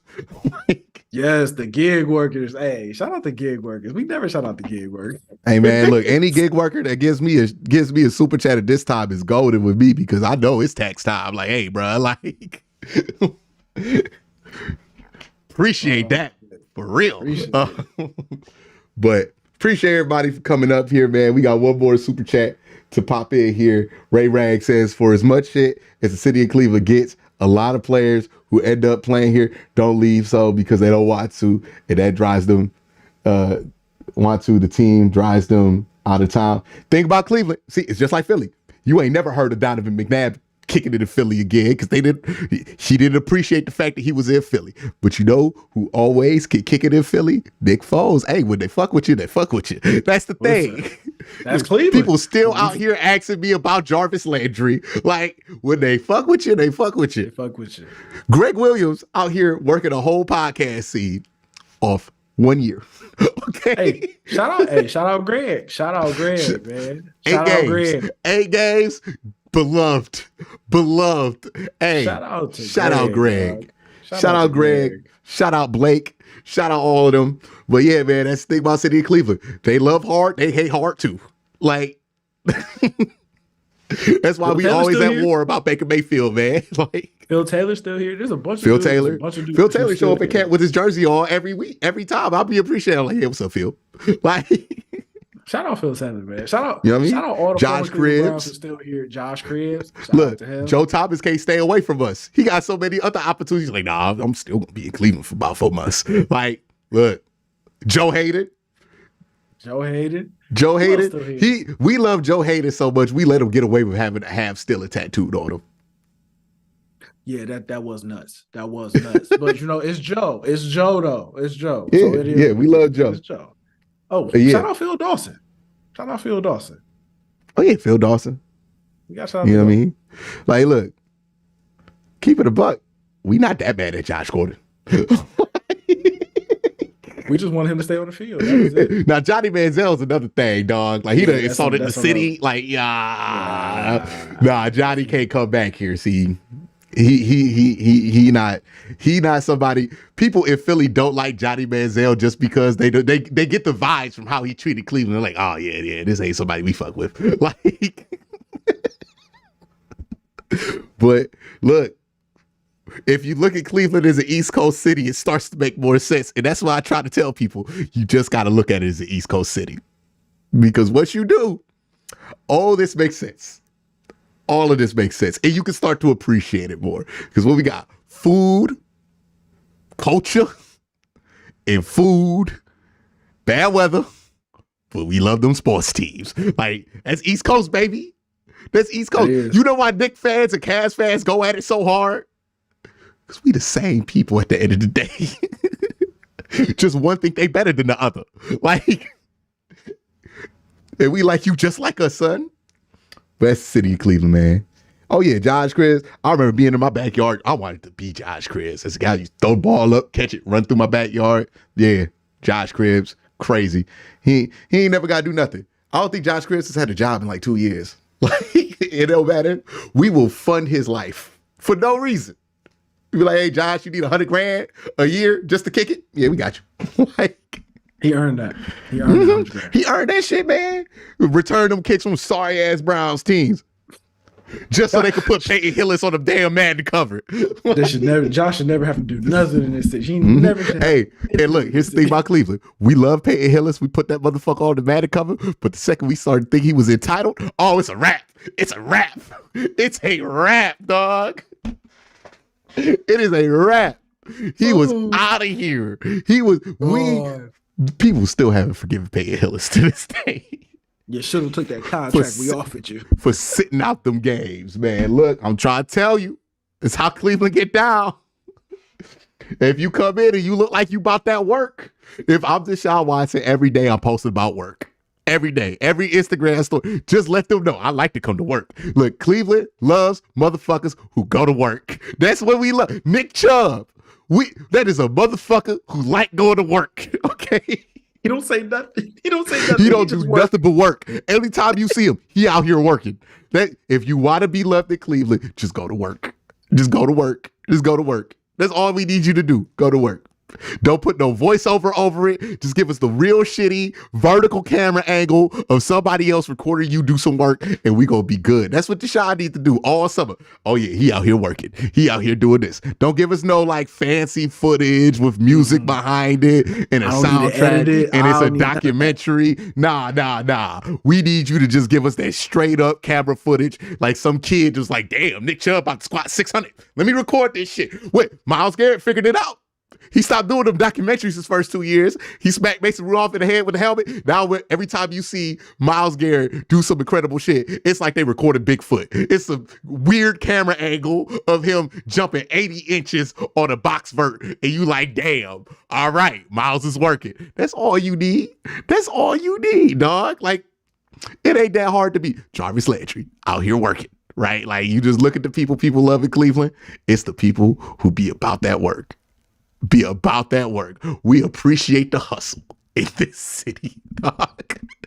Like nothing else. And that's why I think Deshaun, like, look, Deshaun came here, and I think what offended a lot of Browns fans more than anything about Deshaun is that he was willing to sit out a whole year of football. Like, while he was getting contracted. Like, that was, he just sat out a whole year? And then the stuff came out about him. Like, but the whole, like, I'm just going to not play thing. Hey, if Deshaun decide he going to do that in Cleveland, dog, whew, he better never come back. Like, he never come. He can't even come back to Ohio. You think they booed LeBron? Like, and LeBron don't do nothing but work. Like, LeBron won a championship. He came back and won a title, and he had to come back and win a title. I just hope every day that his people understand what city that they are in, dog. Because I still don't think they understand this. And this is just not a city that's going to accept you sitting out a year. Like, or you threatening not to show up, or nah. You get away with the other places. All I'm gonna say is this: you better not play bad next year. You cannot play bad next year. That's all I'm gonna say. Even if you do play good, we ain't talking about rust. We ain't talking about none of that. You better play the best. You better play the best football you played in the last 4 years. You better figure it out. Better figure it out. Hey. And just let everybody know you like coming to work. Like, just let everybody know you like coming to work, man. Just, hey, I don't care if you're ready or not for OTAs. You better be there. Like, if you're Deshaun, nah, man. Can't have people think you out here trying to skip the grind. Like, nah. The city of Cleveland is a grind, dog. Like, it's just, we don't respect anybody who's not trying to do it. Like, hey, let Deshaun skip OTAs, but Joe show up. And because Joe is from where? Cove. He is from New Jersey. And he understands more than anybody. He knows more than anybody. Hey, dog. They like it when show that he want to come here. Like, come to work. And look, Deshaun got to understand that. That matters. Okay. That kind of stuff. It does matter, right? It can get stupid when we're talking about him being in the box and everything else and all that goofy stuff, but it does matter to the fans. They do care. And I'm telling you, hey man, if I'm Deshaun, everybody recording, don't put up nothing. Just put up me working. Yeah, just put up me working really hard on the treadmill, doing all this other shit. Just do that. You know who would never make it in Cleveland? Zion. Zion would not survive here. Like, no. That's somebody who needs to play in the South. like he need to go to an Atlanta Hawks, something like that. But that's the thing about the city of Cleveland, man. It's a different city than what people assume. And a lot of people don't know what they talk about, talk very confident about the city of Cleveland because they from Ohio and they like the Browns. And it's like, I appreciate it. We love y'all. But city of Cleveland, you got to be from here to understand it. And it don't even matter which side of it you from. We kind of all unite on these things. Like, oh, man. Look, somebody said Deshaun earned my respect when he beat the Ravens with a broken throwing shoulder. Absolutely. Earned my respect, too. That don't mean you still got to maintain the image, dog. Like that. You might have earned some respect, but that don't mean people like you.